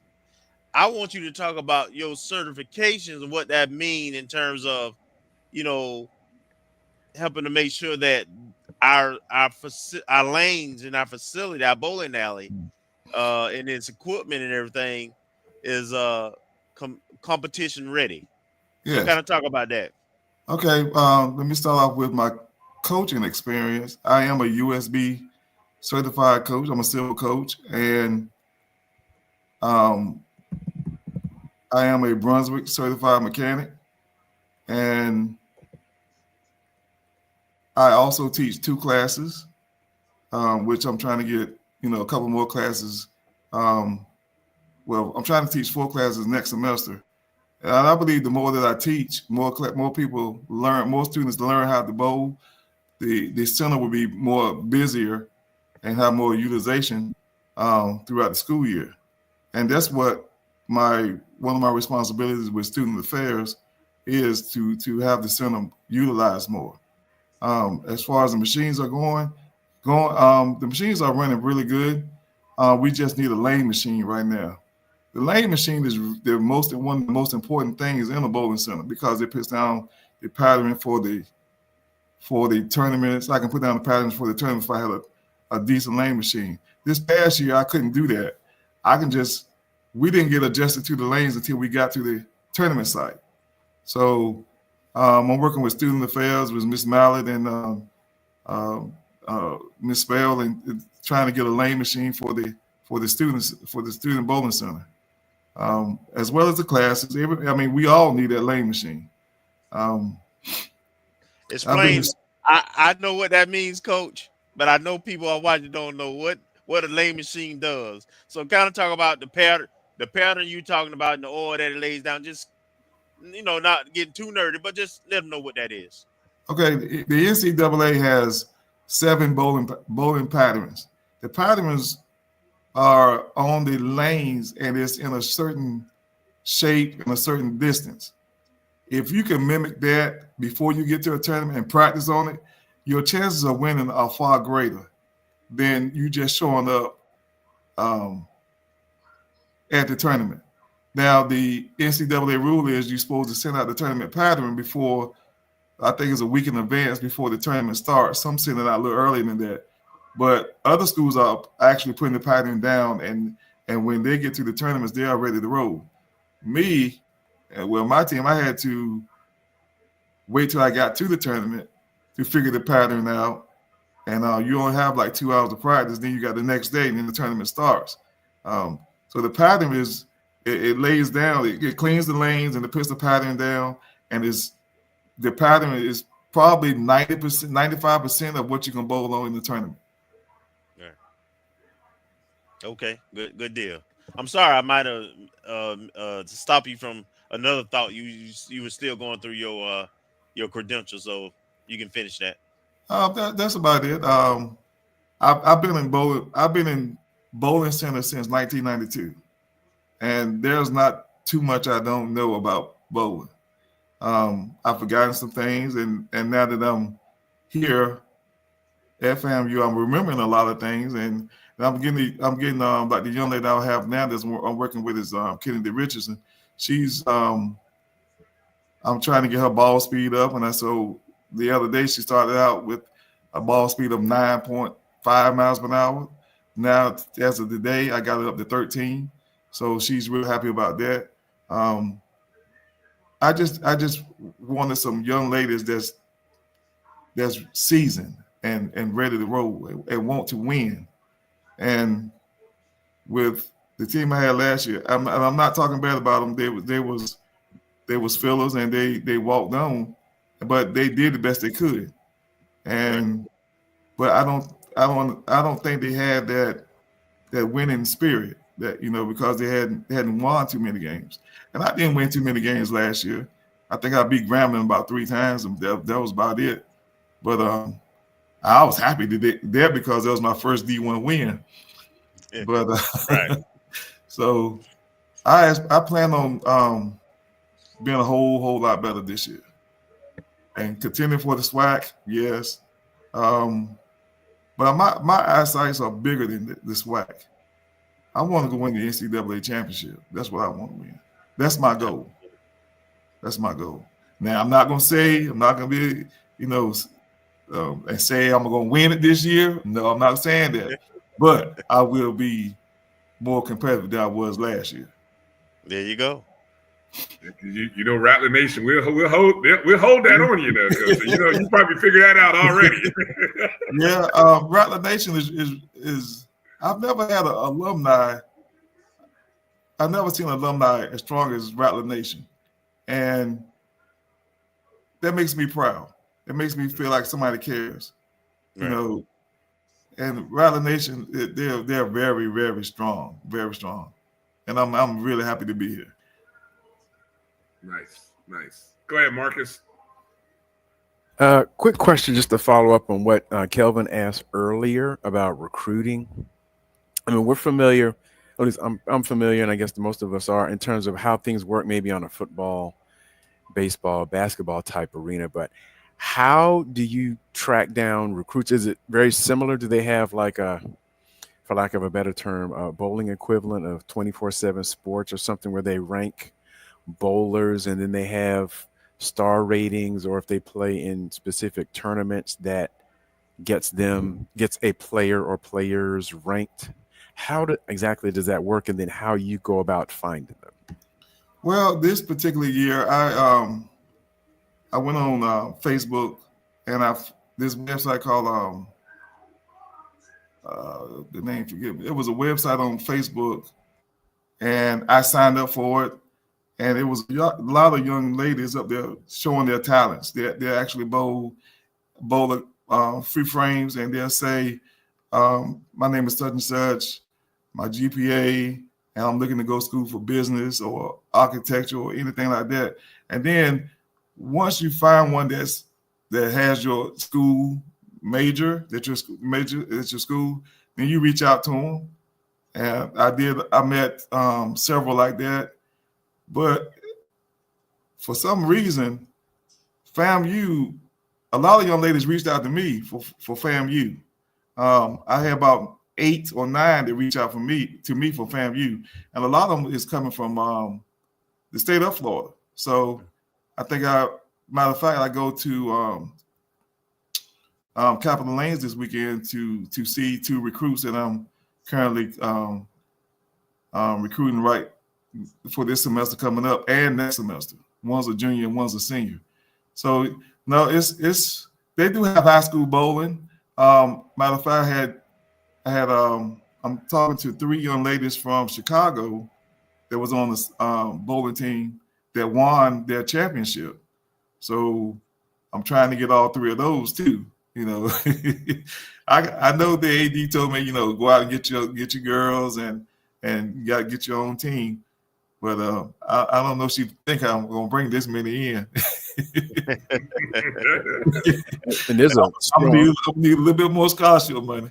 And there's a pretty strong pipeline between FAMU and Chicago going back to way back when I was in school in the late 80s. So there's, if there's any connections there, either alums or if anyone's related, if these are children of alums, that may help as well. Yeah, because at Elizabeth City, I didn't ever really go out and recruit. Most of the bowlers that I came across, I met them at the freshman orientation. They had a bowling party, and if they could, if they can walk and throw the ball down the lane without falling, then guess what? He was on the team. So from that point on, being that I was a center manager and all that, I had them. They could practice all they want, and that on my previous campus, bowling was free to all students. So they practiced and and they got better. It took some of them 2 years to get where they need to be, but once I got them rolling good, then we that's when we won a couple championships. And the year that we did win the championship, we went back the next year. We came in second to Bowie. So that was a tough loss for me. That was a tough loss because I wanted to repeat, but things happen. Coach, with roster construction, it sounds like you have a lot of freshmen that will be freshmen in the fall that you'll be bringing in. Yes. Is that the idea, to have a group of young ladies, meaning they're mostly freshmen, or are you maybe hoping to find some transfers that have a couple years at another school who are looking for the opportunity? How are you looking to balance this roster? Well, I have one that's trying to transfer from UMBS, Maryland Eastern Shore. She's a real good bowler. Kennedy, that I have on the team now, she's a junior. She's going to be a junior this semester coming up, the fall semester. But I welcome the freshmen because I could mold them to where I need them to be, and without any bad habits and without any attitudes and stuff. All they know is right now is family and bowling. So I'm trying to extend that when I went to them when they get here, family and bowling. Okay. Love that strategy. What else do you have, Kelvin, Marcus? Any other questions you got for Coach?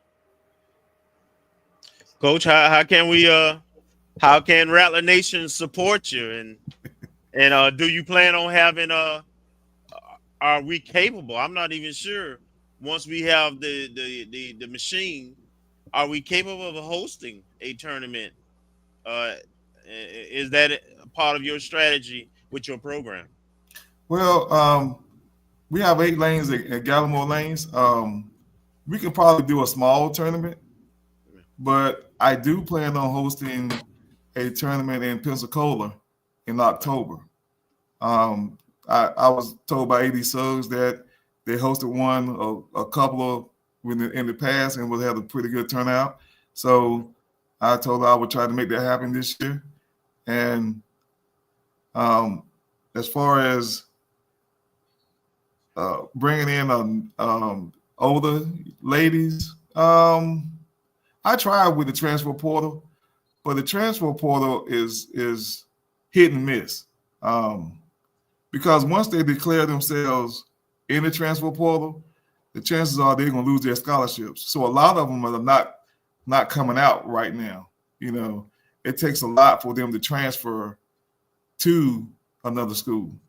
You know, last year, well, year before last, it was like 35 in the transfer portal, and right now it's only probably about 3 or 4.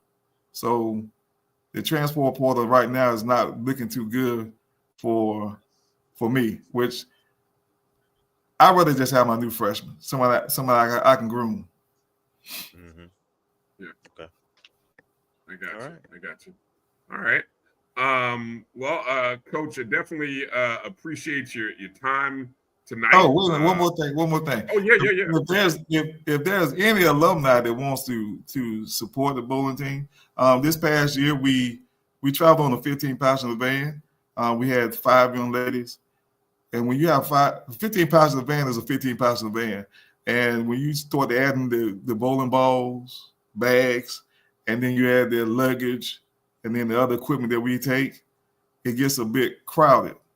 And being that I will be having at least between 8 to 11 young ladies this year, right now we're trying to do probably 2 15-passenger vans, but I would love a bus. So if any of the Rattler Nation that knows somebody that got a bus, that knows somebody, I'll be willing to get my CDLs and drive myself. Okay. All right. How can they reach out to you, Coach? If anybody has those connections and hookup, how can they reach out? My email address is jeramy.williams@famu.edu, and you can call my cell phone number. You can text me 252-202-2711.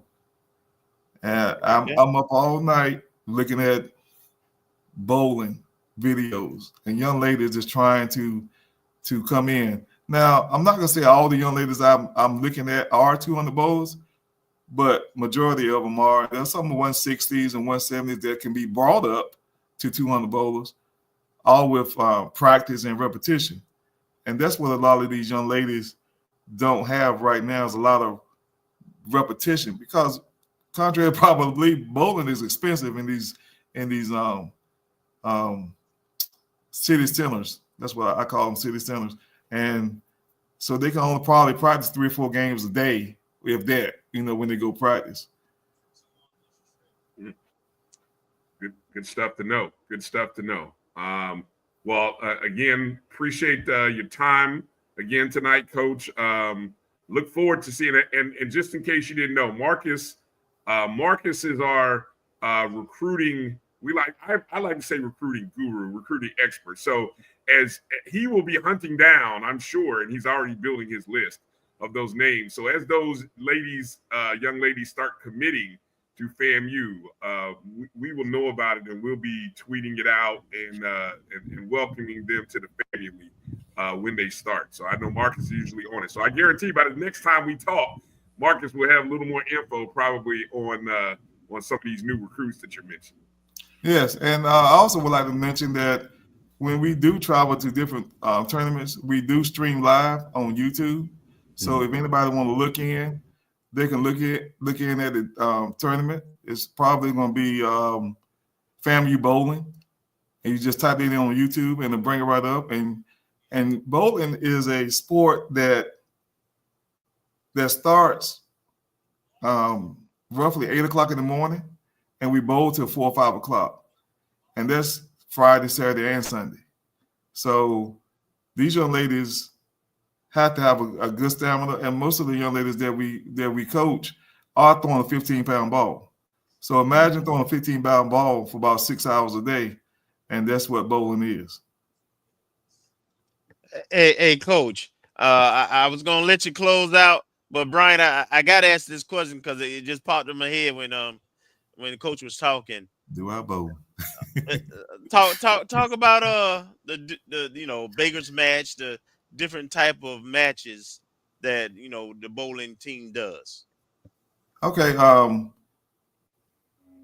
In the SWAC, we have what they call 2 roundups.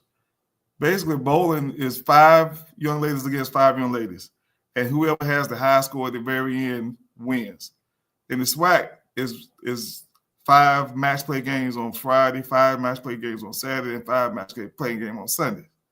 Now, we didn't do any Baker games during the SWAC, but when you go to outside tournaments, the NCAA tournament, sanctioned tournaments, then you will have Baker games on Friday, match play games on Saturday, and Baker games on Sunday.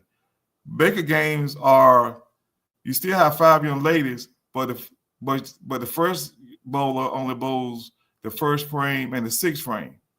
The second bowler bowls the 2nd and the 7th. The third bowls the 3rd and the 8th. The fourth bowls the 4th and the 9th, and the 5th bowler bowls the 5th and the 10th. That way, they did that to balance out the teams, because you can have some of these schools can have 5 great bowlers and they'll have a powerhouse. If you're trying to beat them match play, it'd be hard to beat them. But Baker games even the playing field because you only throw 2 frames. Mm-hmm. So that's why they did the Baker games to balance out the teams for those teams that have 7, 8. Yeah. Yeah, have those people who can bowl 300 and average of 250, right? Right. Okay. All right. Thank you, Coach. The one thing I would say about those YouTube broadcasts, I've always said this, and maybe this goes to the SWAC, and when the SWAC does their tournaments, the championships, you got to have some commentators, because a lot of times we're just watching and we don't know what we're watching. You can't usually see the score because even though it's on the monitors, you don't, you know what I'm saying? So I've always felt like if this, and I'm just saying this to say it, not that, but maybe, if you mention it and other coaches mention it, it'd be great to watch those YouTube games and those matches, and maybe having some people there who talk about what we're seeing. I think that would add some numbers and some interest into what we're seeing. I've always felt that, but that's something that I hope we get to, or the SWAC gets to in the future. Yeah, Mr. said the same similar stuff that you had just mentioned, and so I saw one of the big time schools, Vanderbilt. He had it so that he was streaming. He had a camera on his girls bowling, and then he also had another camera on the scoreboard. So, of course, I might not can beat you, but I can do what you do. So that's what I went out and bought. Even if I had to spend my own money, I still went out and got it so I could stream the same way. So the way FAMU is set up, they actually, if I need a visual arts person or a person that can commentate, I could probably travel with them, or they could travel with me, and they can actually do that. But I just want to get my feet wet and get all set up before I try to do too much. So now that you mention it, I'll probably try to do that as well. Well, don't try to do too much, Coach, because I'm full of ideas. We're full of ideas over here, Coach. So don't chew on more than what you can take on. I love ideas and I love gadgets. So there you go. All right, we're gonna get along real well. Yeah. I can't wait to meet you in person, Coach, and maybe I have to get some of them pointers so maybe I can break into the hundreds. I tell everybody all the time. You know how to bowl, you just don't realize it, and it's very simple. Most people look at the pins when they bowl, and then that's you don't do that. they put those arrows on the floor, those dots on the floor. The bulls are running the same way for a reason, and you have to utilize those bulls, those dots, and you'll see how simple it is. And once you see how simple it is, you're gonna learn it, and you might even join the league. See, all right, there it is, and that's a tease for the next time Coach Williams comes on the O&G. Yep. We're going to a segment called Bowling Tips with Coach Williams right here on the O&G, and he just gave you the first tease. So now I'm kind of excited. I haven't gone to the bowling now and figure out what I'm doing now. See, Yeah. There it is. Good stuff. Well, hey, again, Coach, it's a pleasure meeting you, and thank you for coming on. Outside of your email, are you active on social media? Is there a Twitter or an X Instagram handle that we can catch up with you on? I'm in the process of redoing my Instagram and Facebook.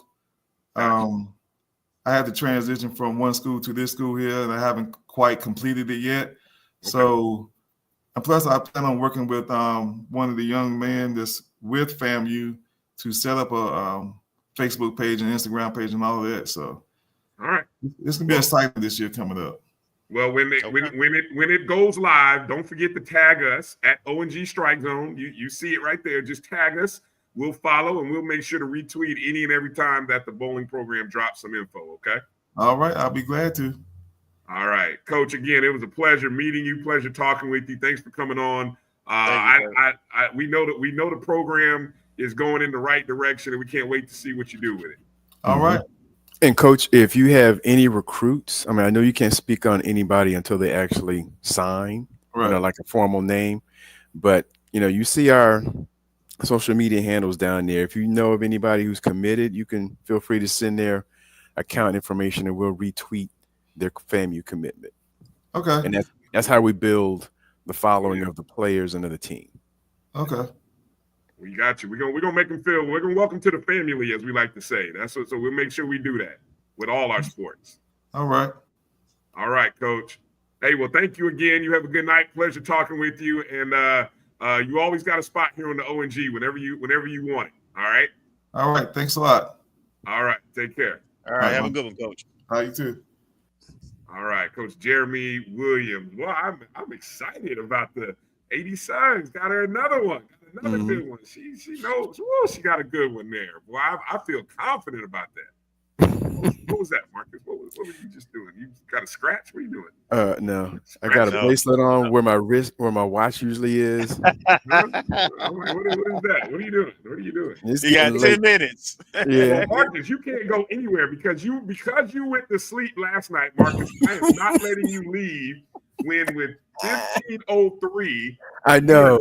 We are down 51-44. We just missed that. We had a 3 rim out. I was looking. Oh, there's Shaq. They're showing Shaq now. Well, hold on. Let me see. We had a 3 rim out. They turned up the D in the second half.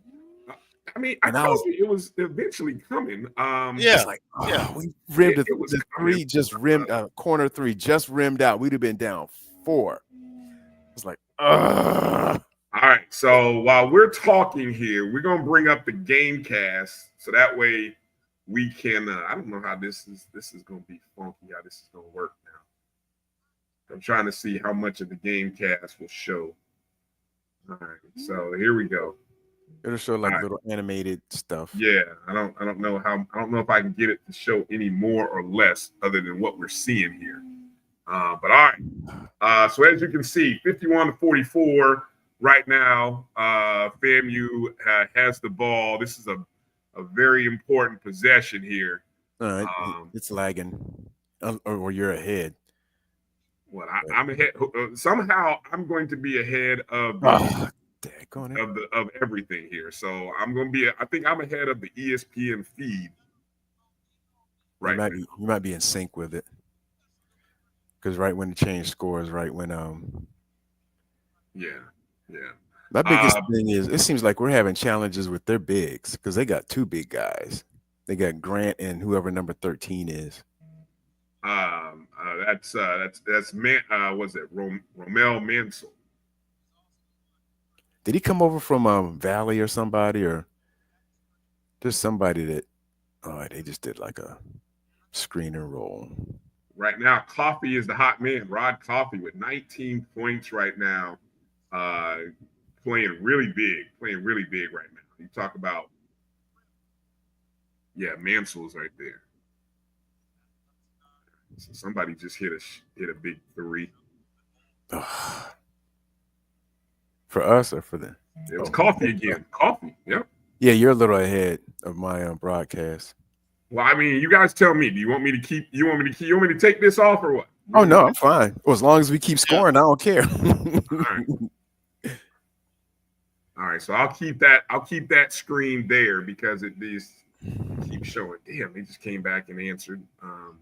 So we'll kind of see how this is playing out. Yeah, so as I'm seeing, definitely I'm about 30 seconds behind the actual StatCast there by ESPN. So yeah. All right. While that's going on, I guess we've got to make mention of the close for the women's season. And their matchup. You want to go into that, or you want to take a short break, or where are we at, guys? We could roll into it because I still got to get into bed, but I'm just kidding, Mark. I'm gonna give you crap about that. Yeah. Well, hold on. Let me pull up the final numbers. Coffee is going off. Yeah. Look, somebody had to get hot. Yeah. Somebody had to get hot. Somebody. If one of you guys can keep up with the box scores while I'm showing this, if somebody can keep up with the box score right now. Rod is. I'm not watching it. I mean, I got it on, but I got it on, but I'm not watching it. I'm watching. Not watching one. So I keep turning my head. Like, well, I could about the women's season. Kind of, it's disappointing. Okay. Final score. Let me go back here. Okay, final score. We dropped the game. Okay, this is a 8-9 matchup. Of course, on the heels of a game against Bethune-Cookman that went into overtime. Then we have another game in which we were. What was the score at the end of three quarters? We were up 2-3. At the end of three quarters, it was a 2-point. Eight. What? Oh, women. You talking about our women? All right. Yeah, we were up by about 8 in the fourth quarter. I know we were up almost 10 in the third quarter. Yeah. Let me see. At one point in the contest. Let me see. I'm looking at it here in the fourth quarter. The score was tied up early in the fourth quarter. The fourth quarter was back and forth. I think the lead changed several times. There were a couple tie games. It's the third quarter where I had somebody and I was on live with Dr. Cavill and Dave, and we were up by as much as 7 with 5:25 to play, 35-28. We were up 8 with 4:11 to play, 39-31. We were up 8. And we were up 7 with 1:09 to play. Now, again, what I just said, we were up 7 with 1:09 to play. Prairie View closed the game closed the quarter on a 5-0 run, and then tied it up at the start of the fourth quarter. And from there, we were in a dogfight. We were in a rock fight from that point forward. And I knew, and the sad part is watching how this season has gone. I knew we were in one of those games that was going to be frustrating for us, Yeah, we ended up losing down the stretch. In terms of, Kelvin, you were pointing out that Valley, who had come into the game with a 3-game winning streak, probably having one of their best seasons in a long time. You said they were without their leading scorer. Is that what you said, Kelvin? In overtime. She fouled out. In overtime. She fouled out near the end of the regulation. Yeah. I'm just looking at some numbers, Brian. Go ahead. It was a brutal game. I mean, we shot 34% from for the game field goal percentage. They were 29.2. They shot 7 of 20 from 3-point. We shot 3 of 16. Griffin really had a tough shooting night. I think she was like 2 of some double digit number herself in terms of 3-point shot and so it wasn't a pretty game by either team. We missed 7 free throws.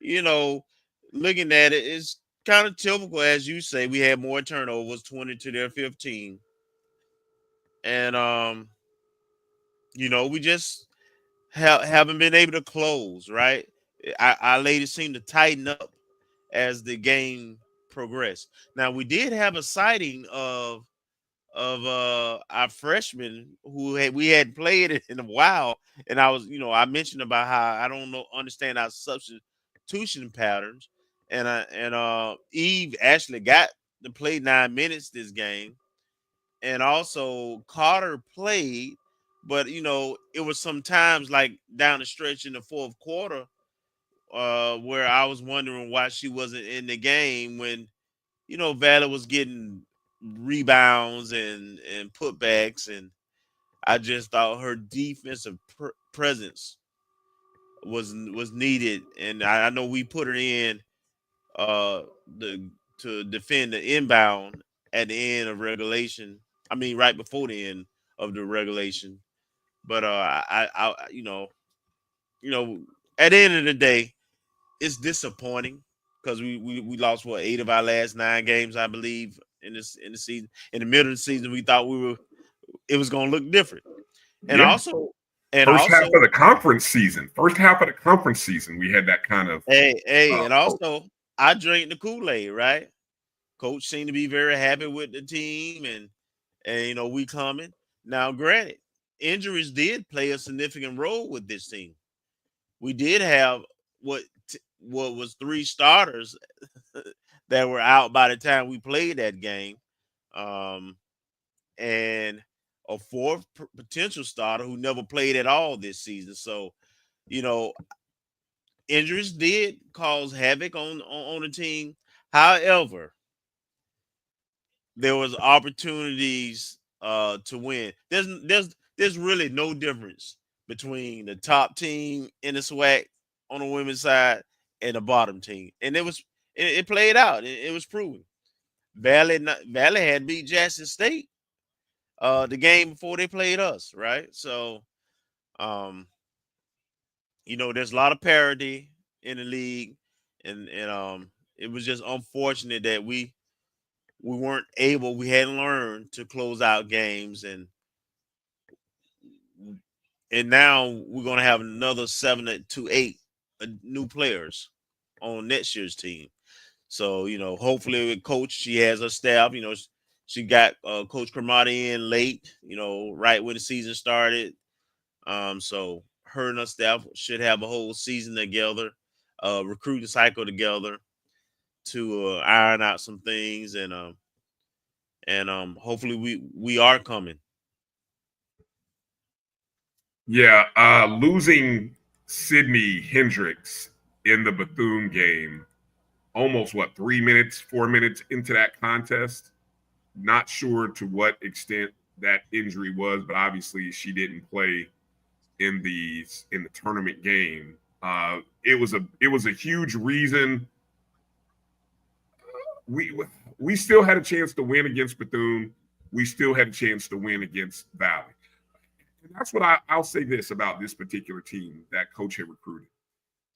Despite the miss of Hendricks, the miss of some other young ladies who in the non-conference schedule we thought would be key players or starters in the conference season, they did not play practically at all in the conference season. So it really, there was a period of time where people were hoping, expecting, wanting to see what those other young ladies were going to do and what they were going to be, and they never were there. But the depth of this team still kept them in games. Like I was really, I watched Sage Glover really grow. I told you guys this. Glover, who is a freshman. No, excuse me. She's a grad student from Columbus, Ohio. I'm sorry. I thought she was. I didn't know. I thought she was a little younger. But I don't know if she has another year left or she was one of those 8. But man, I enjoyed watching her play down the stretch.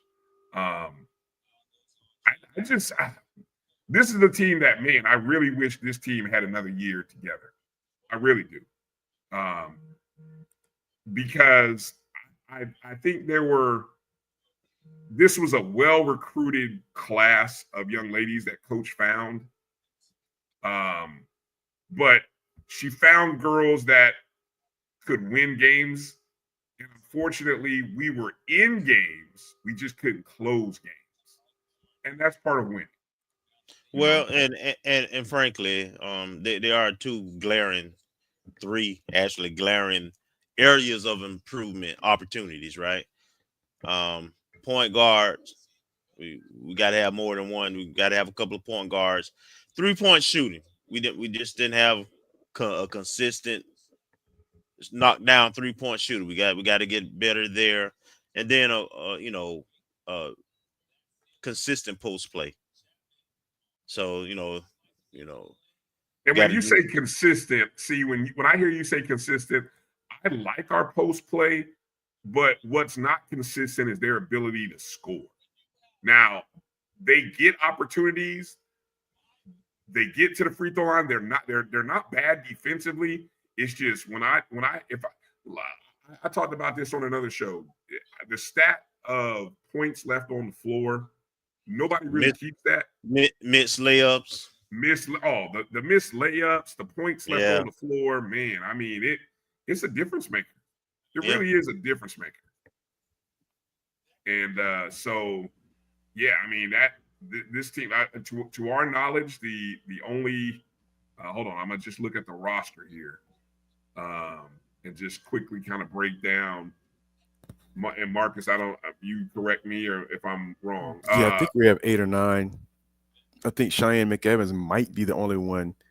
Well, she admitted she was coming back next year, so I don't know who else is right eligible. Now, according to the athletics site, you've got Eve Alexander, who's a freshman. Mm-hmm. You've got another guard, Kayla Massey from Jacksonville Revolt. I don't think she played much. Amaya Lloyd, a sophomore guard, and Sydney Hendricks, a sophomore guard. Now, outside of that, Coach said 8, right? So if I'm just looking at the 8, I see grad student in Nia Bostic, grad student in Sage Glover. Now, grad student in Cheyenne McEvans, but we do know she's supposed to be back. Grad student in Yvette Subaretz, Sabu Gay, grad student. So that's 4 who probably are gone. Then you look at potentially Zakiah Carter, who's a 5th year. Gone. Elia Ellis, who's a senior. Gone. Jalea Sharp, who's a senior. Now I don't know this young lady's name. Is she still on the roster? But we didn't see her at all. I mean, Shani Gilbert. I don't really know what that. But then after that, you've got other young ladies that who knows if they're coming back or not. But man, it just it's gonna be interesting watching to see how Coach rebuilds this team. Gail says Sabu has an extra year. Oh, okay. Well, if that's the case, then Sabu will be back because I heard Coach talk about the relationship that she and Sabu has. So I would imagine Sabu will come back. Hopefully she'll come back. I like Sabu's game.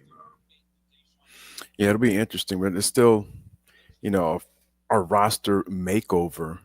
And who are the foundations? You have Sydney Hendricks, who was coming on this year, but we don't know the extent of her injury and in terms of recovery from whatever that injury might be. And then you have some youngsters and then a couple of commitments.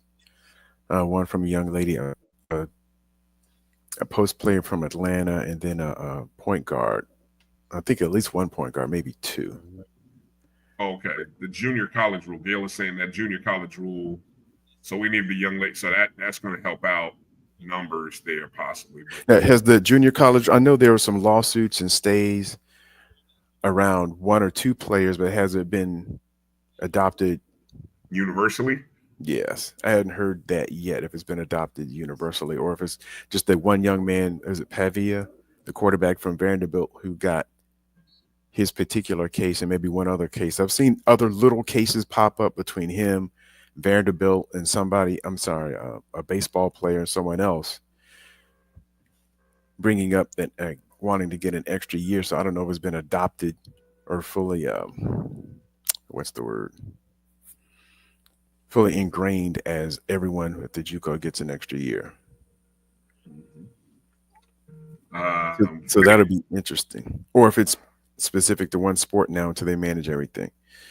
But yeah, I mean, to your point, we have a lot of points on the board, and not only in that game, because I was listening and I just hear layup missed,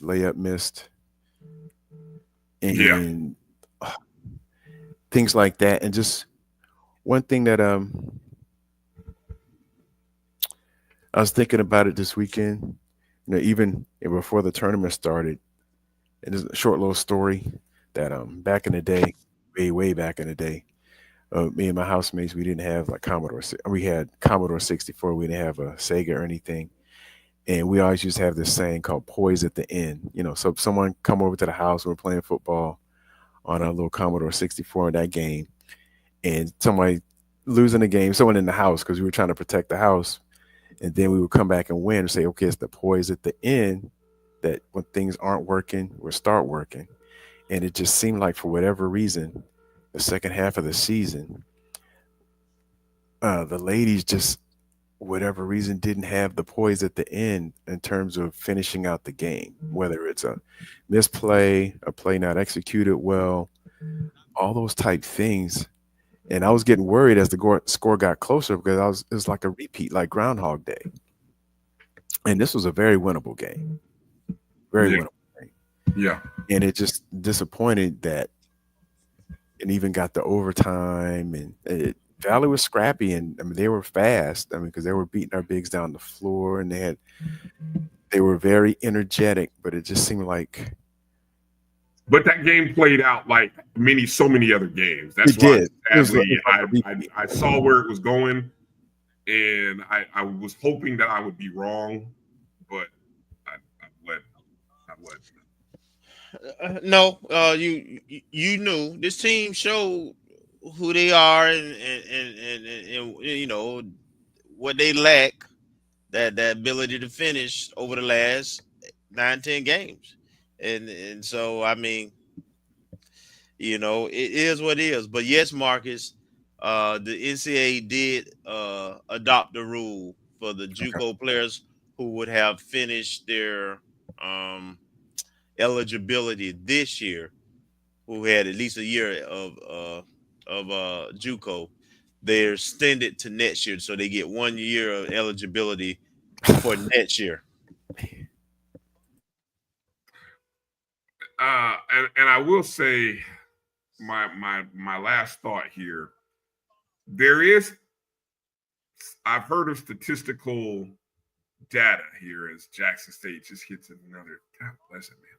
This game, we got to within 5, 6. Mm-hmm. Just couldn't get enough stops.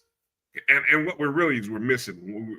We definitely are missing one more guy. I mean, as you can see right now, Coffee is doing everything in his power to get this team. He's having a career night right now. Yeah, it really boils down to those 72 points with 6 minutes or something left. We just not getting enough stops. Nope, not getting enough stops. Yeah, big basket. Yeah. And they're consistently 29 points right now on 11 of 19 from the field, 4 of 8 from the 3-point line. Milton Matthews has 15. Chapman. What's killing us right now is Jadarius Eatman and Jameen Charles have 1 point combined. That's what's killing us right now. And Caleb Washington is giving us nothing. 0 for 8 from the field. Yeah, that's unfortunate. That's typical for him. Well, he's not a super shooter. He's a mid-range kind of drive guy. Double-double. The kid had a double-double yesterday. One time though. That's not normal.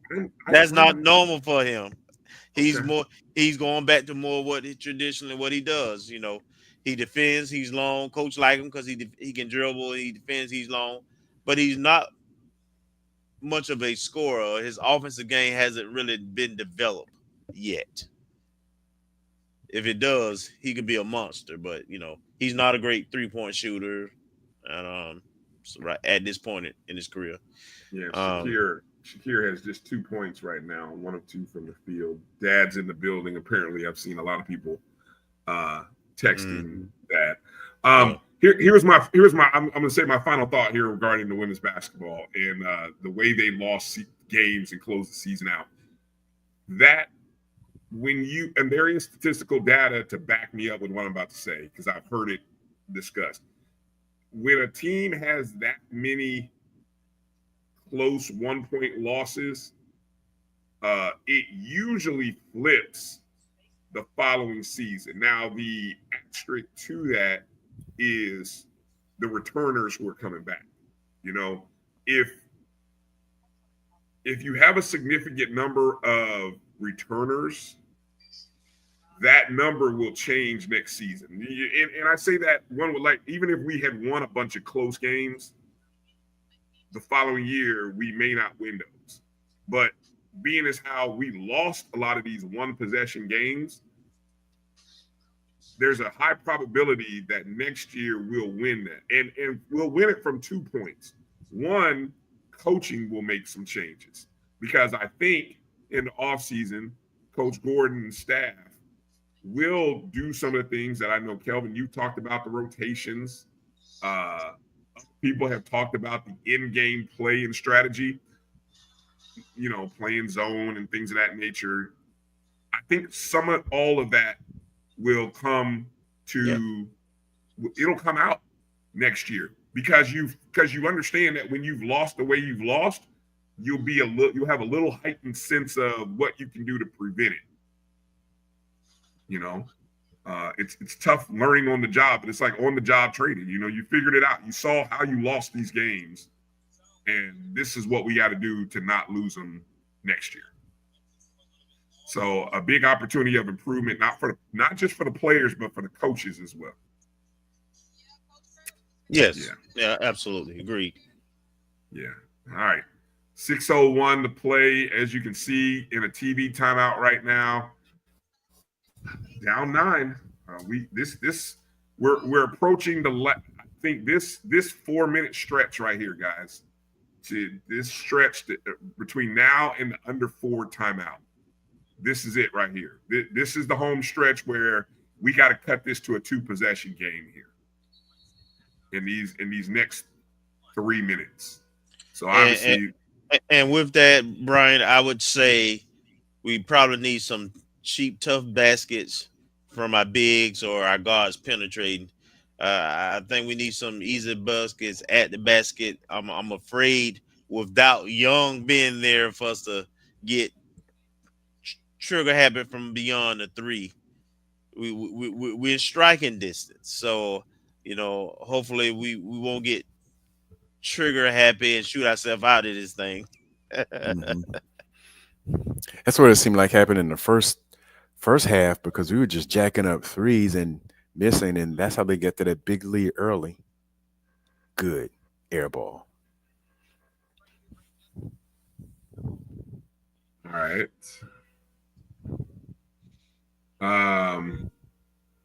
3-point. Ooh, that I see. So you're ahead of me, Marcus. You said that air ball. You're about 10 seconds ahead of me because I just saw that air ball. I'll say real quick. Baseball and softball both won 2 out of 3 over the weekend. Baseball beat West Georgia 2 out of 3. Softball be 6-9 record right now. Yep. Which is, I'm telling you, people were, a little bit worried or skeptical. I'm looking at our out of conference schedule and who we beat in baseball, games we won, and I'm very optimistic with it because this team was so new and young, right? And we, for us to get that many out of conference win, now we heading in the SWAC play. We start off with Pine Bluff this weekend at home. I expect us to start stacking up some W's. So Did we play that series I think against where North we need to Florida? be. Say that again. Did we play North Florida on Tuesday? Yes. I think we In lost that Jacksonville? game. We lost. Okay. They jumped on us early, and they was up like 10-3, but the game ended up being a 13-10 game. Oof. Yeah, a lot of offense. 10-point ball game coming up on 5:15 to play, or 5 minutes, depending upon where you're at here. Roderick Coffey III having a career night, 29 points, 11 of 19 from the field, 4 of 8 from the arc, 4 rebounds, 4 assists. Milton Matthews with 15, Jordan Chapman with 15. Again, no player of the year, Sterling Young, not available. And yeah. All right. Needed that one. Yeah, your boy just kind of fell down like somebody shot him. Come on, you got to make this 3. Bam! Let's go. Down to 7. Jordan Chapman with a 3. Down to 7. All right. I don't want to watch it with y'all, man. This the watch party. This the watch party. We can't leave now. We got people are watching with us. This is the watch party. Hey, my superstition kicking in. Oh, come on, stop it. Yeah, I might be a few seconds behind a lot of people. Who does softball have this weekend? Since you mentioned baseball, we got UAPB. I believe they headed to Daytona. Okay, because they do have an event that they're doing. It is. Yep, they're at Bethune this weekend. They're doing an event over in at Eustis High School on Thursday, and then Friday they're over in Daytona Beach, taking on Bethune. Friday and Saturday doubleheader. Saturday doubleheader, Friday afternoon. You mentioned that we took 2 out of 3. How's Coach P doing? You had a chance to see her this weekend? No, I didn't. I did not make it. I didn't have a chance to go this weekend and catch any of those games. So okay, but I'm she got one from us. She did. We dropped the game 1 2-1. Right. And we came out and put the whoop stick on them. Oh man, 14-1. The whip stick. Yeah. And my understanding on the game 1, it was just one person, but did we have a chance to pull that one out? We just couldn't. Or we had runners on base or somebody. Yes. Yeah, that's what I heard. I didn't look. I didn't see it, but yeah, I did hear the same thing. We had opportunity and couldn't cash it in. Look, I'm gonna comment on EA. EA and whoever else. You guys want when? Let me say it like this: when have you seen us play anything other than the what we're playing right now defensively? And I was going to get into that with Coach Gillespie. That's who we are. Because Coach Gillespie, that's the one thing. He's the only coach over the last 30 years that I've watched. He would change defenses 7-8 times a game. We ran every defense possible. Zone, boxing one, traps, you name it. And I used to love watching Coach because, his teams really did play multiple defense. No matter who we was playing, it was part of our game plan to show them different looks. Well, that's great, and I mean I don't discount, but I think at this point in the season, guys, We got to look. This is what we are. We are a man-to-man team.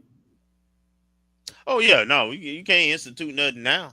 And yeah, That exactly. you ain't did, You right. guys wanting to go to zone. I mean, you can't change up and go zone when you don't play it. See, we got to be able to rebound. Unbelievable. We cannot. Which is another reason why you don't want to go zone, along with the fact that exactly. I mean, who is that? They've been shooting well too. So yeah. Mm-hmm. Well, it looks like they. I don't know. Switch. Chapman got caught on a big, and that's a mismatch. Chapman can't guard 13. Grant. No, it's the other guy. It's the well, what the problem is, okay, so Jackson State's got the two bigs, and thus because we're running only one big, which is Eatman, somebody's going to get mismatched, and they pulled Grant away from the basket, and then it leaves the other guy who's having the career day for them. That's 13, Mansell. Yeah. But, I mean, Grant's got a double-double right now, 16 and 16. Well, I mean, I told Ruffin's got 25. I told you when we lost him last year, he went there. I was like, now he's a big that actually has some post moves. And remember, he was recovering from a leg injury. He was coming from a leg injury, so he wasn't even 100% last year. Oh, you joking me? But we complained about our own coach defending that's him not by a foul? putting him on the bench. That's not a foul on the 3-point shot? No. Wow. 3-point shot by Shakir. I couldn't tell whether he was fouled or whether because obviously when you land, you're supposed to be able to land. Yeah. And Jesus. Down by 10-point lead. 10 with 3 minutes left. I mean, it's not over, but and now he's going to the free throw line after getting fouled there. But 3:25. Well, what did I say? Did we cover any ground in that 3 to 4 minute stretch? Not enough. I don't even think we did. I mean, I feel like it was a 10-point game at the 6-minute mark. Edwin says plenty of time. Well, I'll tell you, there might be plenty of time, Edwin, but that means you got to get consecutive stops. It's going to take three consecutive stops and 3 baskets, even if they're 2-point baskets. Right. We can't have no empty no empty possessions. Yeah. Right. No empty possessions. Got to come out of this with something. Jeez Louise.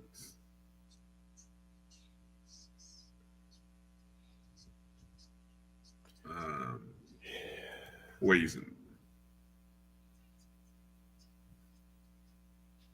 FAMU 7-point underdog, which that's another story that I need to count on here. I'm sitting here on the verge of that.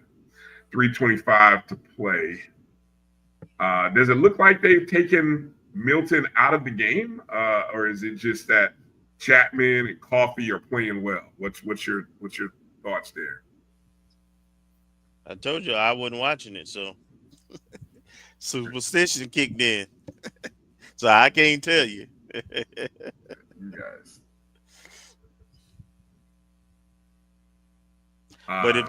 But if they have him out, I don't think he's out. It's just I'm not seeing him getting the ball, which I don't know who's guarding Milton. Which I mean, if Jackson State has decided to put somebody on him,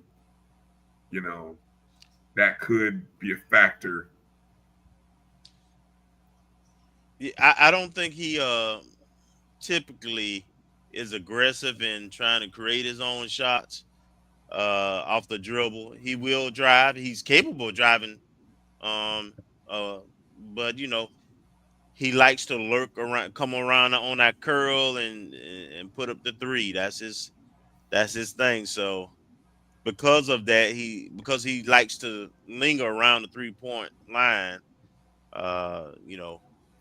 I think sometimes he may take his own self out of the game. Eatman has fouled out. When did Eatman foul out? I don't know. Well, we're down to one big now. Eatman has 5 fouls. Jordan Chapman has 4 fouls. Eatman is a big loss. Yeah. Because he's our physical big, right? Charles and Washington are giving you nothing right now. Shakir, nothing right now. We're guard short. Yeah, this is the challenge of. Yeah, this is the challenge. You built on 3-point shooting, and your best one is not available. Yeah, it's tough. And free throws. Edwin, I agree with you. I mean, there should just be a little mini camera focused on every squad. I mean, right now it's been pretty good. Down 9. Oh, not anymore. Jesus. Down 11.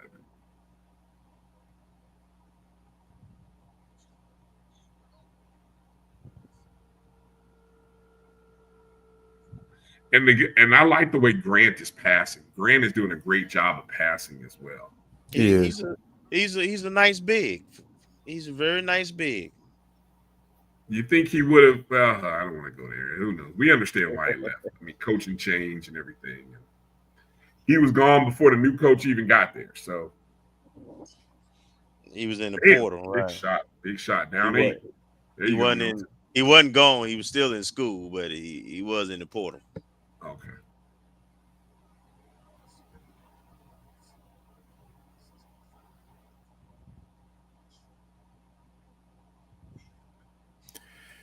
Yeah, can't keep trading 3 for 2. No, definitely can't. No, EA, it's not. It's not. It's not that. All right. We are what we are. We are a defensive man-to-man team, EA. I mean, that you just have to buy into that. We are what we are. You know.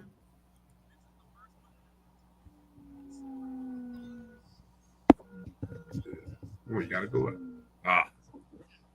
Ooh, big block. They call a foul. Mm-hmm. Ooh, caught a break there because I thought that was maybe it was the play before that was a good block.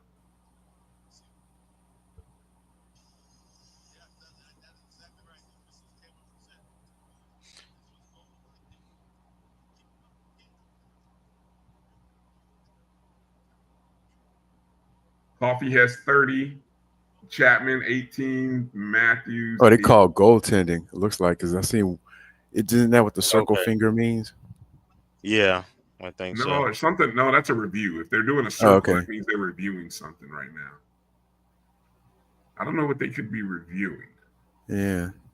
Seeing if he pinned it against did it hit the backboard before he pinned it against it, whether they're gonna count a basket or not. That's my assumption.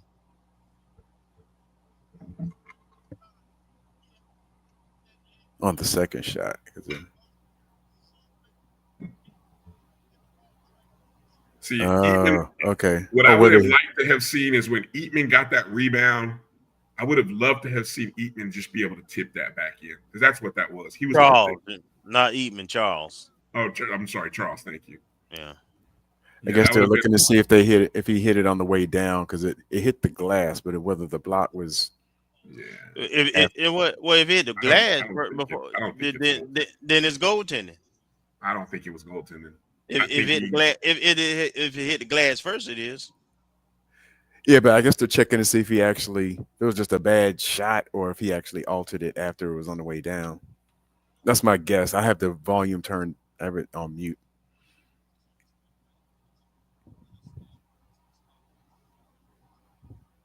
Uh-oh, they're explaining something to Crary. We'll see about his reaction. Oh, he nodded. I don't know what that means.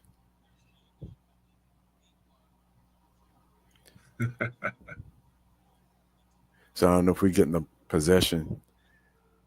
We're getting possession of the ball, but no points.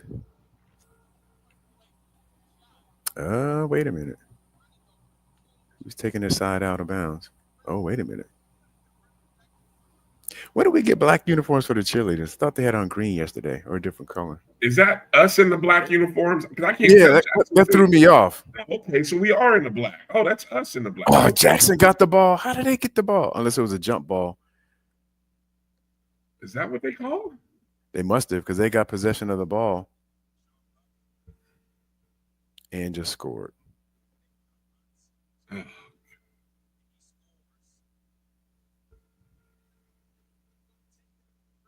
Fresh breaker right down the lane. Jeez Louise. Minute 57. He didn't travel?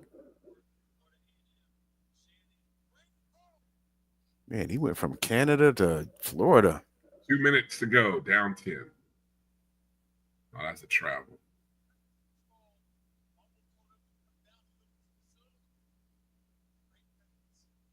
And I'm not sure how they called the foul, unless they said the rim was the foul. Yeah. I don't know where the foul come from now. Yeah, that is a great question. Where Phantom call? No, he missed that on his own. Yeah. He might have been tired from all them steps. Well, Yeah. he touched him on the arm, but come on, man. That ain't what caused Grant to miss that. I mean, jeez Louise.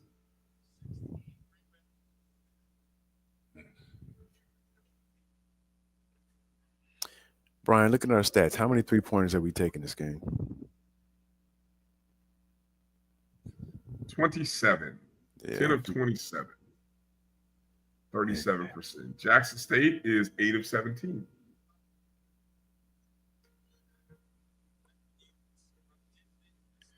Yeah, so they're basically like 50% or close to it. It's amazing. I watched this team all year. It's amazing how Coffee exploded this game. He's not a 3-point shooter, but he 4-9 today. Yeah.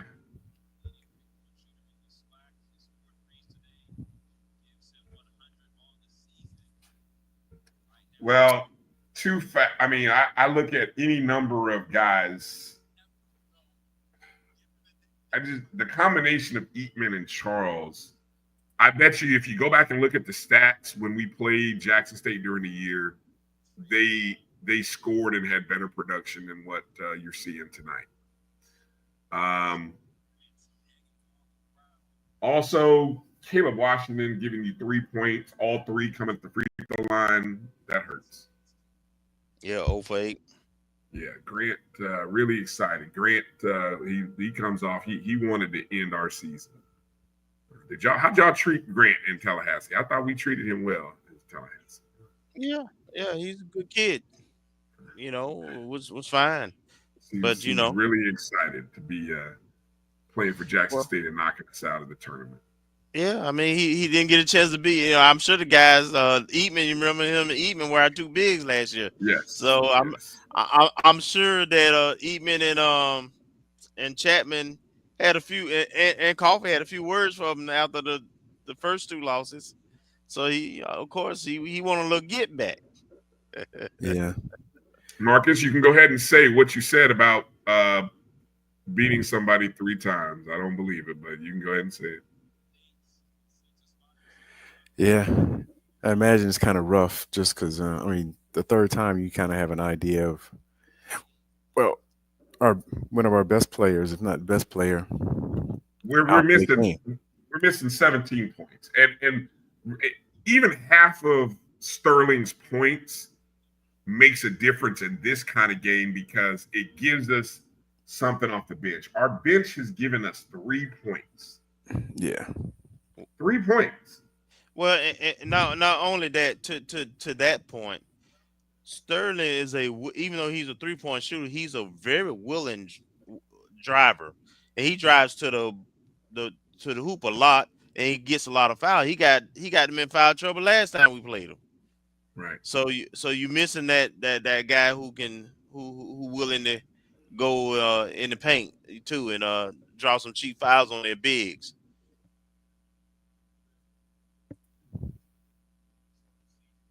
And that free throw 86-72, 87-72. Yeah, my 7 It's up to a point. 15-point balloon. FAMU had been one of the best covering teams all season against the spread, by the way. I think coming into this game, they were number 1 in the nation. Not to be tonight. Yeah. Yeah, with that, I have to get ready for work tomorrow. Watch this.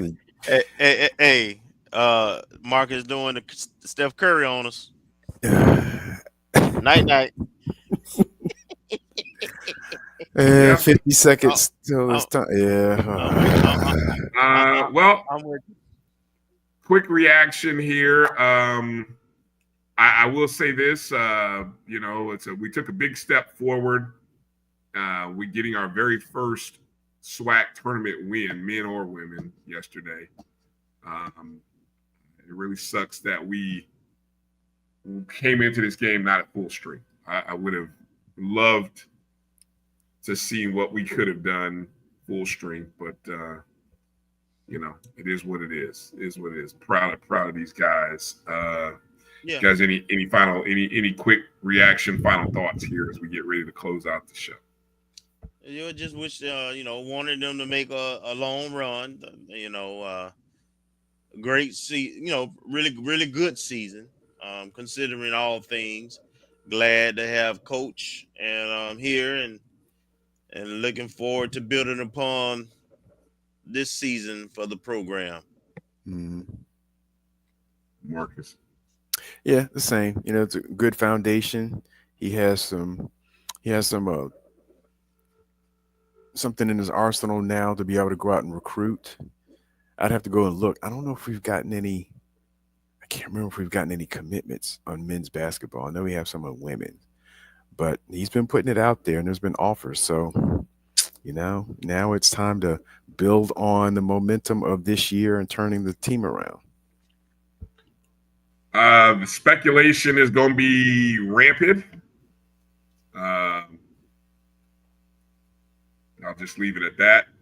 There's going to be reports and other things coming out. They're already out, but we'll wait to. I don't know how true some of those reports are. Hey, let me just put it this way: messy people gonna keep up mess, and we'll keep it moving, and what happens will happen.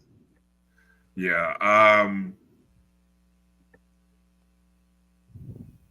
I know the recruits want to come. I know there are recruits. I've taught the coach firsthand. I know there are the recruiting to Florida A&M is going to be outstanding. So the future is right. I think people know that coach can coach, and the doubters hopefully realize that. And it'll be fun watching this program grow.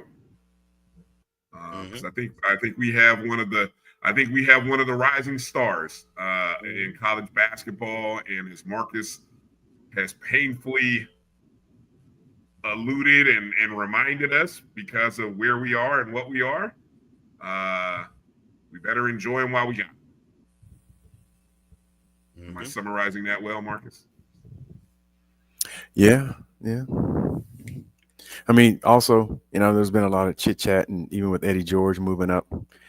But like I said multiple times on this show, and talk with Kelvin even before this show and other forums, launching pad. If you do success, or if you show you're a turnaround coach and turn around the efforts and trajectory of a program, there's always going to be a market for it. And so we may have to embrace that, especially now. The coaching has always been transitory over the last 15, 20 years.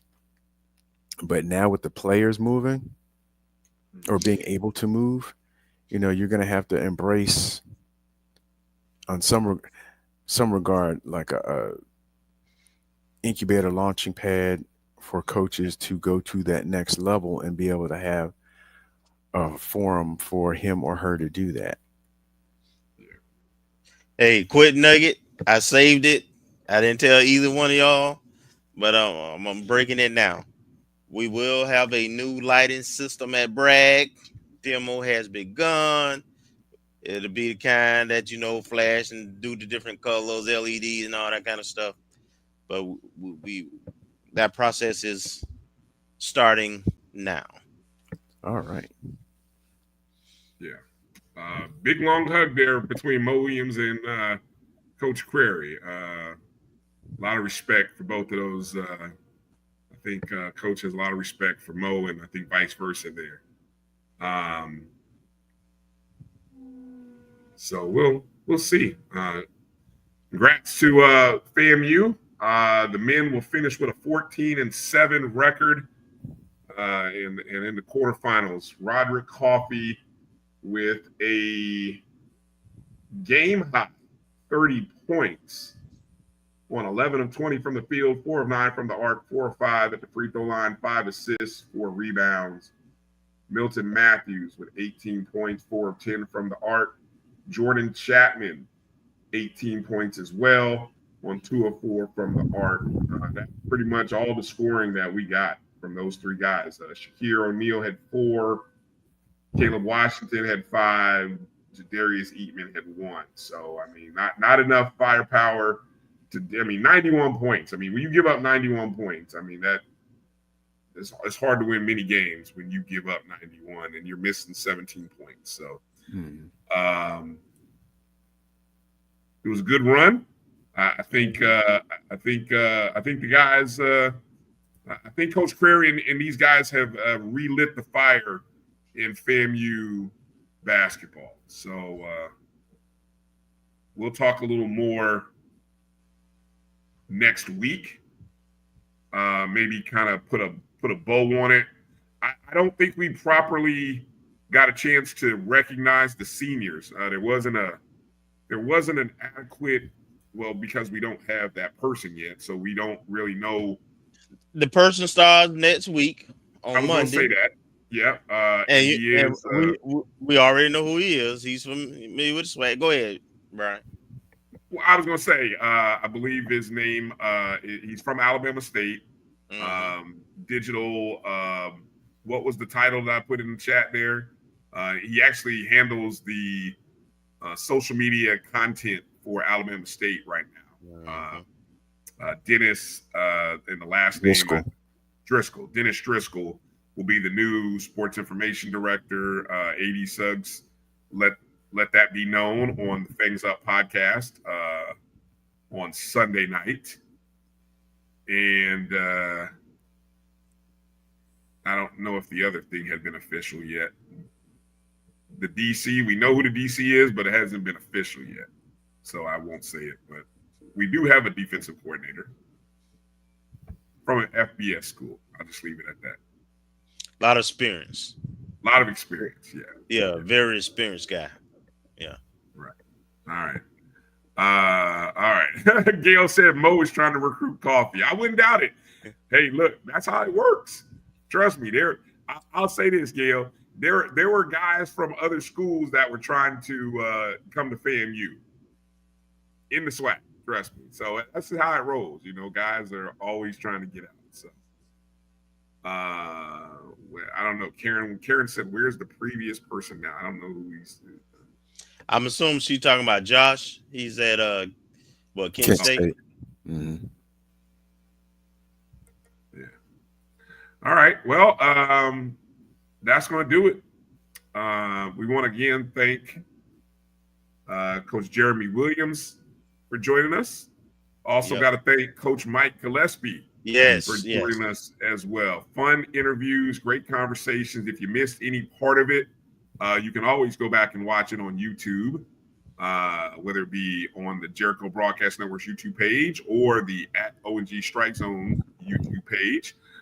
Go check out the BCSN Pod Zone.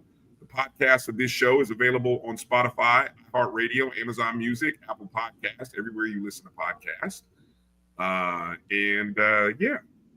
That'll be it. Good luck to the Lady Rattlers, our softball team in Daytona Beach. Good luck to the men at home against UAPB.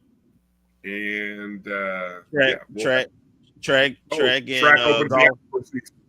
Right. They'll be participating this weekend too. All right. Track opens the outdoor season. I think golf starts tomorrow. Or is it next week? Next Thursday? I can't remember. Friday. Yep, tomorrow. Golf is tomorrow. Yeah. So golf is tomorrow. Track and field opens up the outdoor season. I think track is next week. Yeah. Yeah, because the NCAA indoors, I think, is this week. Yeah, the NCAA indoors is this week. So, right. And we don't have anybody running in that. So. Right. All right.